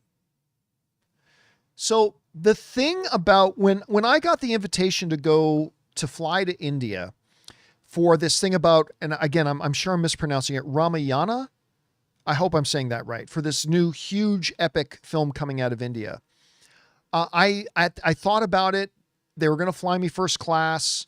You know, I showed the invite to Rob and to Jonathan, like, oh God, should we go? Blah, blah. Anyway, at the end of the day, I just decided, you know what? I still decided no, because of the main principle of, well, number one, if I accepted it, that would then be kind of insulting to all the things I say no to, right? Like if I tell one guy, I can't come to this thing for your movie because I don't do this stuff anymore, and then they turn around and see me doing it for another movie, that's unfair. And it kind of makes me look bad, to be honest. So, but the other thing is, if I accept a first class flight and put up in this 5-star luxury resort in India and that get given the royal treatment for all this kind of stuff, then that sparks the whole access debate again. And I just don't want that as a part of my life. I just don't want to deal with that anymore. So that's why I turned it down. That's why I ultimately turned it down, even though it would have been fun to go to for sure, but I turned it down. Anyway, thanks for the comment, Jaspreet. Appreciate that. All right. Silent Ghost writes, above below 20%, that Peter's black eye signifies the symbiote. No, it doesn't. And they're misleading the audience. Didn't need web shooters with it in the comics. No, I don't think that's a misdirect at all. Number one, you know, Venom is not as popular as you think. Yes, the first Venom movie that they did with Tom Hardy was really fun and made $800 million, but its box office went down and down and down and down for that. It's not like bringing, and they've had Venom in Spider-Man movies before. Venom's not Venom is something you can put in these movies, but it's not something that's like, oh, this is the big surprise that everybody will lose their mind for. I could see you doing misdirects for other things, like, oh my God, the original Spider-Man, Tobey Maguire and Andrew Garfield are going to be in it. Yeah, that's the kind of stuff you misdirect and hide, but Venom? I don't see it. So no, I think the black eyes, and by the way, I could be wrong. I haven't seen the movie, but my guess is that the black eyes truly are just a part of his evolution. All right. Thanks for that, Silent Ghost. Next up, John Wan writes, sends in a $20 super chat. Thank you, Don Wan. Appreciate that, man. Don Wan writes, hello, just a thought. You can use Viggo Mortensen as Aragorn because according from Lord of the Rings, he is part of a race of humans blessed with long life, and he's 83 years old, so you can Viggo as Aragorn.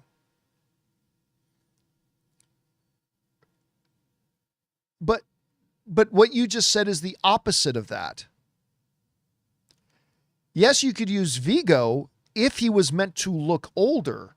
This is a prequel. The Hunt for Gollum is a prequel to Lord of the Rings. You need Aragorn to actually look younger than he did in Lord of the Rings. So no, you can't. You can't use Viggo again. I mean, you can use Gandalf again because it's Ian McKellen. Gandalf already was made up to look really old. He's supposed to be ancient, and they've already made him up to look really old. They'll be able to make him look exactly the same. That's no problem. Without visual effects or anything like that, they're going to be able to make him look exactly the same. But you can, and I get it, everybody goes, just de-age him. Well, that adds so much complexity and so much expense. And when you look at certain movies that try to use a main character, that it's one thing to de-age a character who's got like a 5 minutes in the movie, but when you're trying to de-age characters, like a lot of people complained about stuff in The Irishman and stuff like that. It's just the better. Listen, I love Viggo Mortensen. Love Viggo Mortensen. And I love him as Strider. Amazingly so. But it is clearly the better idea to just get a different actor to play him. At Viggo's age, it's just clearly a better idea to get a new actor to play the role. It's what's best for the movie. It is. It just is. It's what's best for the movie. And so, yeah, there's that. Anyway, thank you for the comment, man. I appreciate that, dude. Silent Ghost writes, do you want/plan to have kids? Don't know. Still don't know. I mean, Ann and I are both getting to the age where we're going to have to make that decision soon. And I constantly go back and forth. Sometimes I do, sometimes I don't. So I don't know. We'll see. All right, next up. JT writes, realistically, what does Marvel do if Doomsday doesn't break box office numbers that it needs to? I know it probably won't, but what happens then if so? Doesn't matter. Doesn't matter. What is far more important is if people like the movie. One of the big blind spots, I think, with a lot of film fans is thinking the box office of each and every individual movie is a total make and break. And it's not. I tried to tell people for 2 years before Superman came out, or almost 2 years before the DC Superman came out, I said, listen, you got to remember the DCEU totally destroyed the reputation of DC. Like six out of the 7 final DCEU movies never cleared $400 million. I think the only one that did was Aquaman 2. None of the rest of them did. Several of them barely made $200 million. So I said for a long time, Superman doesn't need to make money. It did end up being profitable, but I said for well over a year and a half, Superman does not need to make money. What Superman needs to do is be great, in the sense that the audiences embrace it, which has 90+% audience rating, and the critics need to embrace it, has well over 80% critic rating. I said it needs to do that because the main job of the first Superman, you guys know this for who've watched me for a long period of time. I said the main job of this Superman movie is not to make money. It's to rehabilitate the image of DC and start putting the pieces back together again. So not that this one movie can make money, but the next 20 movies can make money. You know, the first 3 or 4 projects to come out of DC is about rebuilding and rehabilitating the image of DC that the DCEU just completely destroyed. So I said, they're not thinking short term, small picture. They're thinking big term, right? Marvel doesn't need Doomsday to break box office records. I mean, they would like it to be profitable, and it probably will be profitable, but that's not their main thing. They understand that Marvel is still in a phase of trying to repair the damage of the last 5 or 6 years, because the reputation of Marvel has taken a big hit, and they've got Secret Wars coming. So let me put it this way. Let's take 2 scenarios. In one scenario, Doomsday makes $2 billion, but it gets mediocre reception. Or It makes $1 billion, but the audiences and the critics loved it. Which one of those two scenarios do you think sets the future of the MCU up for better success? It's not the one with it making $2 billion and mediocre responses. It'll be the one that had great responses making $1 billion. That's the scenario that sets the future of the MCU in a better position for success.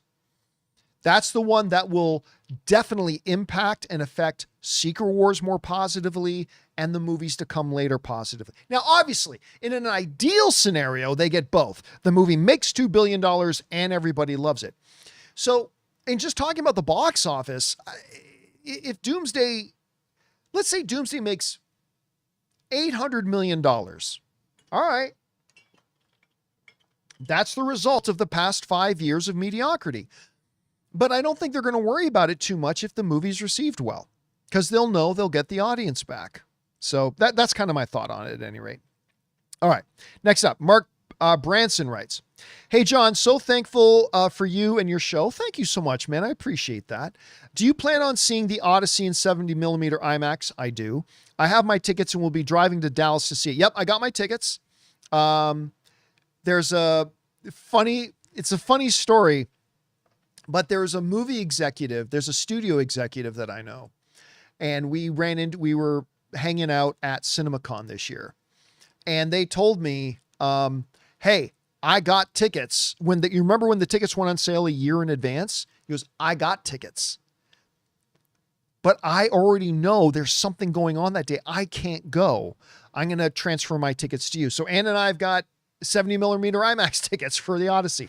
I'm very excited to see it. I've never felt the need to see a new movie in 70mm IMAX until the Odyssey, because this one was shot entirely in IMAX. First Hollywood produced film ever to do this.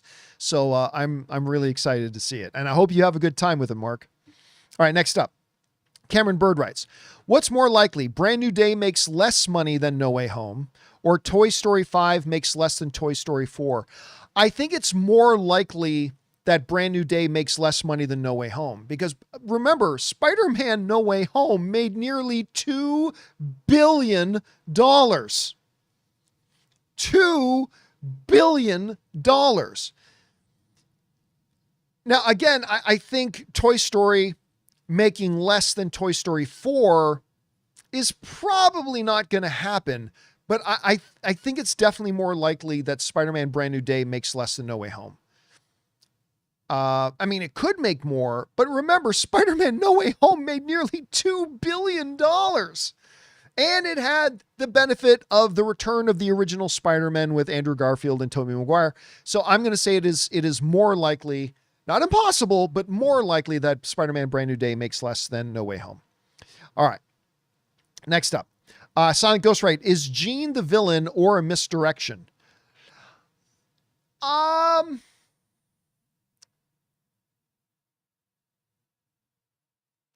think she's the antagonist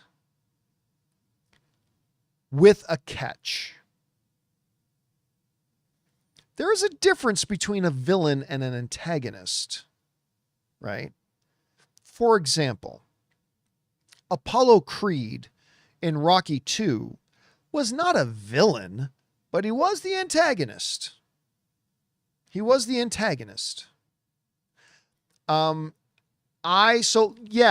put it that way. I think Jean is the antagonist, but there's going to be a catch to that where there's something else at play too. So that's kind of how I think it's going to play out. All right, Movie Buff writes, I can see Spider-Man beat Avengers. My grandma, who doesn't care for superheroes, actually asked me to see Spider-Man opening weekend. Yeah, but here's the thing. Your grandma, my aunt, is not going to be enough to overcome all those other things that we talked about, I don't think. Now, again, is it possible? I ain't going to say it's not possible. Of course not. But my guess is not only will Doomsday beat Spider-Man Brand New Day, I think it's going to beat it handily, like by several $100 million. I can't see it working out any other way, but we'll see. You never know. All right. Thanks, Movie Buff. Movie buff also right. Plus, who is the standout Avenger audiences? Who is the standout Avenger audiences likes? I like, are you saying after Doomsday or are you saying as of right now? I mean, the thing, there's people love Thor, people love Cap, at least Steve Rogers' version of Cap. People love Iron Man. So I don't know if I could say which, and that's the strength of the MCU is that they have so many popular characters. I don't know which one I would pick. All right, Silent Ghost writes, does Anne like Zendaya or Haley Steinfeld better? Haley Steinfeld by a mile. If one of them asked her to marry them, would she leave? Let's put it this way. If Haley Steinfeld left her NFL MVP husband, Josh, and said to Anne, hey, Anne, let's you and me run away together, I would at least say this. Haley Steinfeld is the one person Anne would at least give some thought to. I think ultimately, I need to believe that ultimately she stays with me. But she loves Haley Steinfeld. If Haley Steinfeld said, hey, Anne, run away with me, she would at least think about it for a minute. Before deciding to stay with me, I think she would at least think about it for a second. All right. Scott Edwards writes, I read Captain Marvel only has a cameo in Doomsday. Oh, you read that? From who? By the way, I think there's going to be a lot of characters who have short roles to play, right? There's only so much screen time for a movie, and there's going to be packing a lot of characters in there. And so I think there's going to be a lot of important characters to Marvel that probably either have no presence in Doomsday or a short piece of presence in Doomsday. Again, I wouldn't believe anything you read, but I can totally see that as a possibility because I think there's going to be a lot of characters like that in Doomsday. It's just too many characters and very limited amount of time. So we'll see. All right. JG Trey writes, I think hating on the Avengers films has become the cool thing to do. And that's why people think it'll make more at the box office. You think people hating on it is why it'll make more? It's an interesting point of view. But yeah, listen, it's a part of reality and pop culture that when something gets really big and really popular, it becomes the in-fashion thing to start to hate on it. I remember everybody loved Titanic. I remember everybody loved Titanic when it first came out. But once it started breaking all the records and everybody just kept talking about Titanic, all of a sudden it became the in-fashion thing to hate on it. Listen, straight up, Titanic's a great movie, man. It's a great movie. I don't think it's a top 10 greatest film of all time, but it's a great movie. It is inevitable that would also start to happen to things like the Avengers. But remember, there's also some justification for that because Marvel has been weaker than it was in phases 1, 2, and 3. So we'll see how that all goes. All right. Brian Garcia sends in a $20 super chat. Thank you, Brian, for supporting us on that level, man. Brian writes, hey, John, I drive for Lyft. Cool.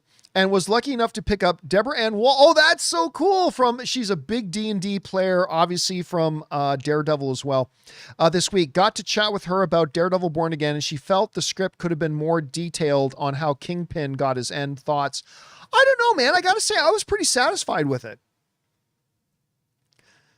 I myself was pretty satisfied with it. I really liked the season. I thought they stuck the finale very well. Yeah, I was good with it. By the way, follow some of her stuff online playing Dungeons and Dragons. She's a big Dungeons and Dragons. There's actually this great interview that her and John Bernthal have, where like her and John Bernthal are doing this interview together. Like I think Bernthal had her on his podcast and he was interviewing her, and you can find it on YouTube. Look up John Bernthal podcast. Dungeons and Dragons, Deborah Ann Wall, like just look that up. You'll find it. And she goes deep into why she plays Dungeons and Dragons, why she loves Dungeons and Dragons. You know, Ann and I have a weekly Dungeons and Dragons game that we play with some friends. It's really cool. You should go check it out. It's really, really cool. Anyway, Brian, thank you again for supporting us on that level. That was very generous of you, man. Appreciate that, dude. All right. Next up, X-Men Superfan writes, if you had to bet what will appear first, Wonder Woman or Batman in the DCU, who would it be, or get their film first? I'm going to guess Batman, just because they've been working on it for longer. It's also had some bumps. And they did say recently they were kind of not fast tracking, but expediting trying to get Wonder Woman put together, and they are developing it. My guess is at Comic-Con, we're going to get announcements for both of them. But if I had to guess one, I'm going to guess Batman. Going to guess Batman. Thank you for that, X-Men Superfan. X-Men Superfan also writes, what are your favorite rom-coms? Well, I mean, I would have to say my ultimate favorite rom-com, and I do consider it a rom-com, is 40-Year-Old Virgin. 40-Year-Old Virgin, I also think, is the greatest comedy ever made. Period and stop. I think that, and my second favorite, all-time favorite comedy is Noises Off with John Ritter. It's just, there's Michael Caine is in that movie. Christopher Reeve is in that movie. I mean, it's so good. If you've never seen Noises Off, watch Noises Off. But 40-Year-Old Virgin, I have to say, is my all-time favorite rom-com. 100% all-time favorite rom-com. Because yes, I do believe it is a rom-com. All right. Singfeld Hoops writes, hear me out. A Shogun-style show, you've got me already, because you know I love Shogun, centering around Tony Leung reprising his role as Mandarin, yielding the rings, each season highlighting a different period of time during his rule, albeit prequels. That's the point. It loses me right there. Like, we already know his backstory, right? We got it in Shang-Chi. Shang-Chi, I think, is one of the best Marvel films since Endgame. I think it's absolutely top 2 or 3 best Marvel films since Endgame. Maybe the best Marvel film since Endgame, to be honest with you. But it wasn't that popular. So doing a prequel series about one of your lesser popular properties, covering ground we've already kind of covered. Look, would I be down for it? Of course I would, because I'm a Shang-Chi guy and I thought he was amazing in that. But do I think if I was a studio executive, would I greenlight that? Just being honest. As a fan, I'd love to see it, but if I was actually a studio exec, would I greenlight that? I probably wouldn't. I don't think the success is there for it. Now I want to see it. All right, X-Men Superfan writes, between Katharine Hepburn, Bette Davis, and Joan Crawford, which is your favorite? Katharine Hepburn. Katharine Hepburn. She just had, look, all the like Bette Davis, Joan Crawford, others of the era. One of the big things about them was they, in a way that modern performers don't do, they just absolutely captivated the camera when they were on it. But I think Katharine Hepburn, she had the most personality, I thought. And I also think she was the best actress out of the group. So I'm going to go Katharine Hepburn. All right, next up. Scott Edwards writes, does U.S. Agent have a big role in Doomsday? I've said a long time ago, I'm not going to answer questions about Doomsday. I'm not going to answer questions about it. All right. Sorry about that, Edward. Silent Ghost writes, Brand New Day will have a higher 2026 box office than Doomsday due to release dates. Doomsday will catch up in 2027. That's not how it works, Silent Ghost. That's not how it works. The box office counts for the year that the movie opens. All right. If Doomsday opened on December 31st, 2026 and made $5 that day and went on to make $3 billion in the next few weeks in 2027, that does not count as 2027. That counts as 2026. All right. A movie's box office is 100% tallied and counted in the year that the movie releases. So yes, absolutely, calendar-wise, Spider-Man Brand New Day will probably make more money than Avengers Doomsday, because Doomsday will only have a couple of weeks before it flows over into 2027. Yes, but that doesn't matter. That's not how it's calculated. It is, and always has, calculated on the date of its release. Avengers Doomsday is a 2026 movie. Doesn't matter if it opens on January 1st of 2026. Doesn't matter if it opens on December 31st of 2026. It counts as a 2026 movie. So when Avengers Doomsday opens, let's say it makes $2.8 billion. When you then go back and look up highest grossing films of 2026, it will be Avengers Doomsday, $2.8 billion. I mean, I'm making those numbers up, but you see what I mean. So anyway, that's how it is calculated. It is not calculated at all based on whether it overflows into the following year. Just so you know. Anyway. All right. Good question though, Silent Ghost. Next up, X-Men Superfan writes, what is your project from a Howard Ashman and Alan Menken is your favorite of songwriters? I couldn't tell you them off the top of my head, just being honest with you. Little Shop of Horrors, Little Mermaid, Beauty and the Beast. Oh, probably Beauty and the Beast. Aladdin with some posthumous songs from Howard. I'm going to say Beauty and the Beast overall. Like, my favorite out of all of them would be Never Had a Friend Like Me from Aladdin. Mr. Aladdin, sir, do your pleasure be? I'm in the mood to help you, duty. Never had a friend like. I mean, that's probably my favorite out of the bunch. But like, I liked every song in Beauty and the Beast, every one. Be our guest. So I'll have to go with that one. All right. Let's see. F&F Clips writes, if that leak is real, I'm worried the movie might suck because I hate when Marvel does that pointless standing around while the enemy powers up gimmick. Again, same thing. I'm going to tell you the same thing that I told somebody earlier in the show. You have no context. You have no context. And by the way, look, I'm going to bust your balls a bit as a film-loving brother to brother. Okay. I'm going to bust your balls a little bit here as a film-loving brother. Do you know how stupid it is to say a movie's going to be great or suck based on a 30-second clip? Come on, dude. You know that's dumb. You know that's dumb to do.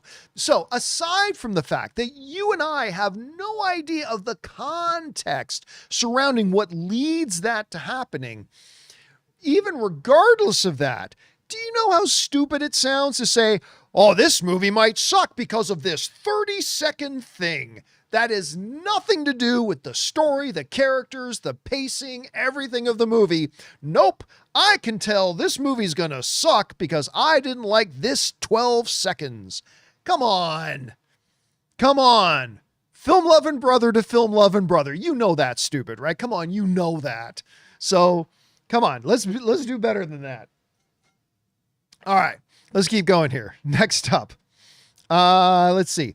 Alfredo Parra writes, enjoy when you talk about your solar setup, looking at getting a Pecron FLP 3800 unit myself.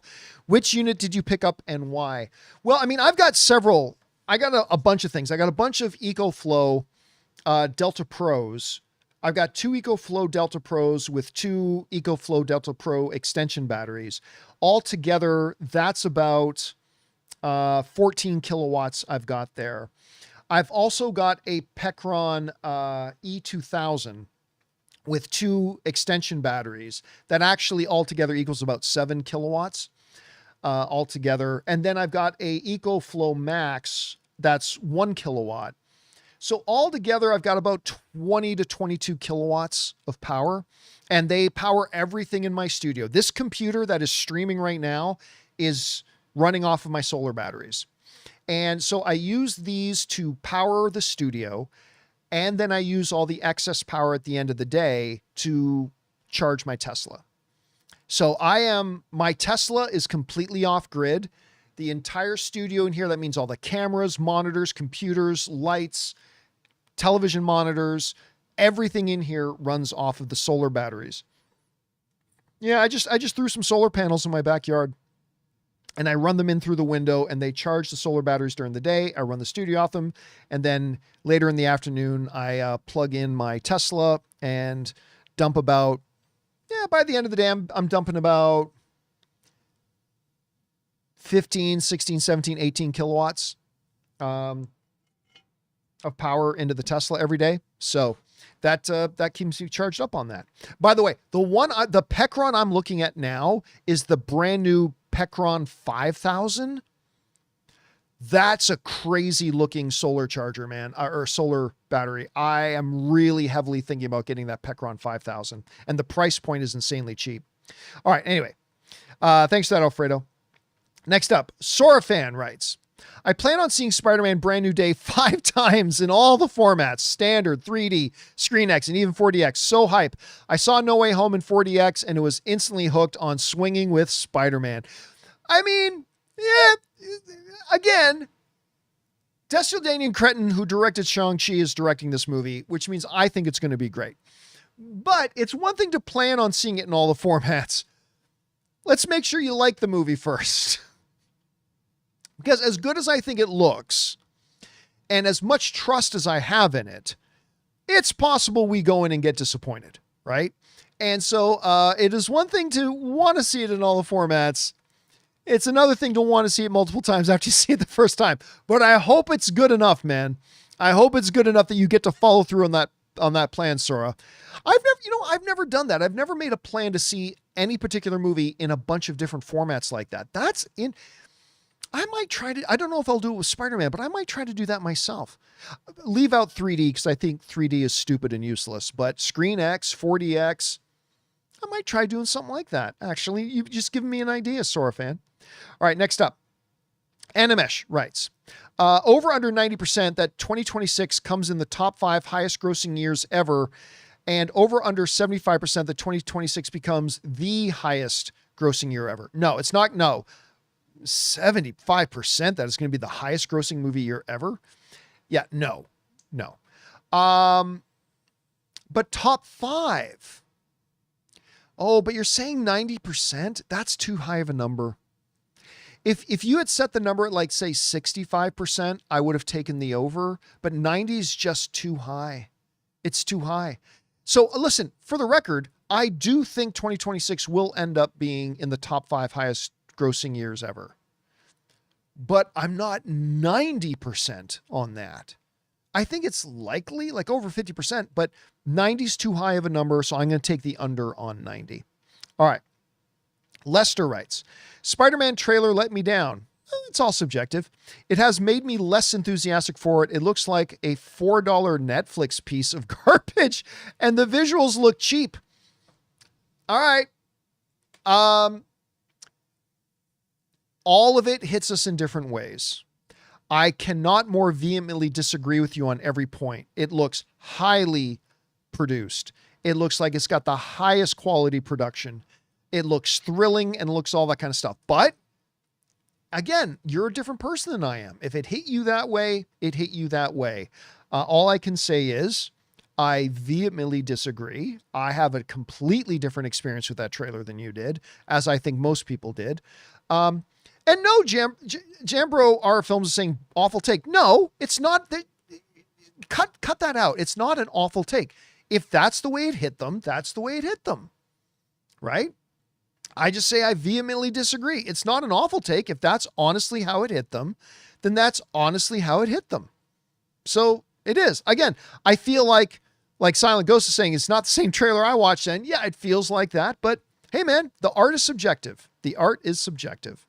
All right, next up. Johnny Rios writes, I love IMAX, but is it odd that IMAX is marketed so hard when it makes up about 1% of the screens? Is IMAX revenue that important to overall box office? No, it's not.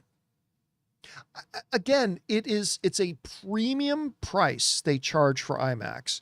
So while it may make up 1% of the screens, it does make up more than 1% of the revenue. But it doesn't equal 20% of the revenue. It doesn't equal 40% of the revenue. It makes more money than average screens do. So the studios do want them, but they're not going to fall over themselves backwards to get them because it doesn't make a difference. Yes, it makes a difference. doesn't make the difference. No, it doesn't make the difference. So yeah, there's that. All right. Next up, Silent Ghost writes, Obsession is a theatrical experience and we want your thoughts on it. I'm not doing a review on Obsession. I'm sure it'll come up, like after I see it, it'll come up in other discussions and I'll talk about, yeah, I finally saw Obsession, thought it was great or whatever, but I don't do a movie review for movies that have already been in theaters for 2 days or more. That's just a rule I've always had, and I'm not going to change it for Obsession.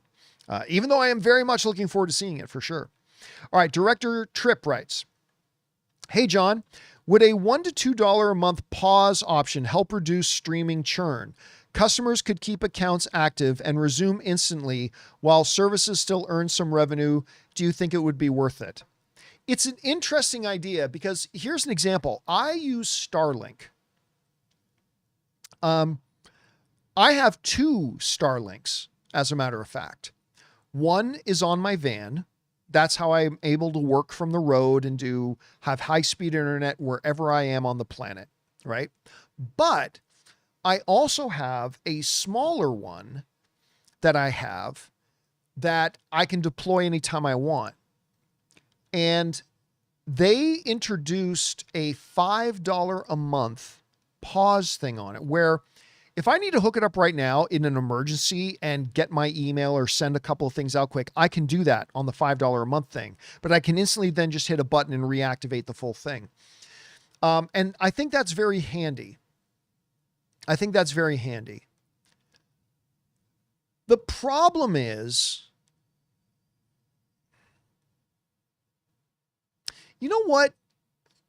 We hate the process of unsubscribing, and we hate the process of re-signing up for something.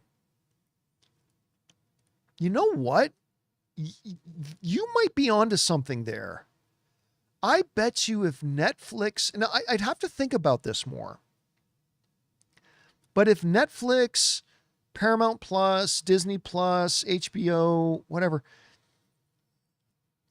if you had the option of very simply and easily clicking one button in the interface to say, pause subscription for $2 a month. And then all you'd have to do, you can still log in, and all you have to do is just click that one button again to say restart. And it was just that quick and that easy. You know what? I think that would take off. That way, instead of people unsubscribing, the company still, it's easy for people to still log back into the service if they want to, and you're still make a couple of bucks a month. And for users, it avoids the hassle of having to go through the whole unsubscribe process and then the additional hassle of having to re-sign up all over again. As long as that number is really low, like $1 or $2 a month, yeah, I could see that. I could see that working. Huh. I'm going to say yes. I like the idea. I mean, for all I know, maybe some people already do it. Like, Techniques is saying he's already does this with Hulu. I didn't even know that was an option. I didn't even know that Polymarket was an option, but whatever. All right. Next up, neat idea, Director Tripp. I like that idea. All right, next up, Alfonso writes, I love Rocket Raccoon. He's my favorite MCU character. Do you think we'll see him and the new/old Guardians return in Secret Wars? I've been a fan of the show for years, and I love what you do. Thank you. You know what? I don't think we will. I mean, I don't know. I would like to, but it was kind of telling at the end of Guardians of the Galaxy 3. Instead of the words coming up, the Guardians of the Galaxy will return, it said, Star-Lord will return. So I'm expecting to see Peter Quill. Like, I'm expecting to see Chris Pratt back. But the other ones, I don't know. Just because of that one thing. Let's put it this way. I hope so. Because I love Rocket. I love Groot. I love Gamora. I love Dave Bautista. I would love to see them back, but I think Chris Pratt might be the only one. I hope I'm wrong, though. Hope I'm wrong about that. Great question though, Alfonso. All right, next up. Spencer writes, did you get a chance to see Backrooms yet? Nope. Still haven't seen Backrooms. Same thing. All the travel kind of got in the way of it. Still haven't had a chance to see it. James just sends in a super chat badge to be supportive. Thank you, James. Appreciate that, man. And Aaron writes, No Way Home did nearly $2 billion with no China. Brand New Day has China plus Hulk. Yes, but it doesn't have Andrew Garfield and Tobey Maguire.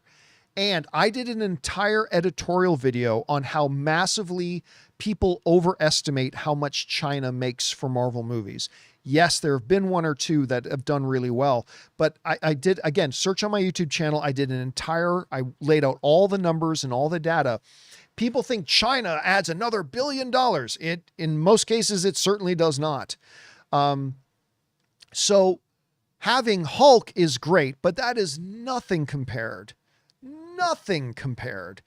to having the original Spider-Man that everybody grew up with, Andrew Garfield and Tobey Maguire. Nothing else they can do in Brand New Day is going to touch that. Not to mention, Marvel is not as popular right now as it was when No Way Home came out. Not to mention, not as many people go to the movies today as when they did when Spider-Man No Way Home came out. It's just, again, I made a big list of reasons why I thought it could beat Doomsday, but I think overall, this doesn't have Andrew Garfield and Tobey Maguire. It doesn't have that gimmick, and gimmick's not a bad word, everybody. It doesn't have that gimmick of the original Spider-Man all coming into one unit. Like having Punisher in it isn't even a tenth of that. Having Hulk in it isn't even a half of that. So I don't know. Again, I'm not going to say it's impossible. Not to mention Spider-Man No Way Home came out right on the heels of Endgame. I'm not going to say it's impossible. But if I had to put $50 on it, I'd be putting it on No Way Home. But that's just me. And all right, guys, that will do it for today's installment of Open Mic. Thank you so much for being here, everybody, and making this little show a part of your day. Big thank you to all you guys in the live chat. Great having you here as well. We will not have, I got a big day tomorrow. First of all, I'm going to go to a World Cup game tomorrow. Very excited about that. Even though I'm not the world's biggest soccer fan, I mean, it's a cool thing to say you got to go to a World Cup game. So I'm going to go to a World Cup game tomorrow. And then I got House of the Dragon comes back tomorrow, which I am so stoked for. And then we've got our weekly Dungeons and Dragons game after House of the Dragons tomorrow night. So I've got a wonderful Sunday lined up for me. I hope you guys have a great Sunday lined up for you guys. Make sure you guys come on back and join us again on Monday, where once again, starting Monday, the super chats will be open due to popular demand, and we will be taking live viewer questions again at the end of the John Campea show, starting again on Monday. So, hey guys, thanks for spending some of your Saturday here with me. Appreciate all of you so much. Be good to yourselves. Be good to the people around you. We'll talk to you again later. My name's John Campea, and until next time, my friends, bye-bye.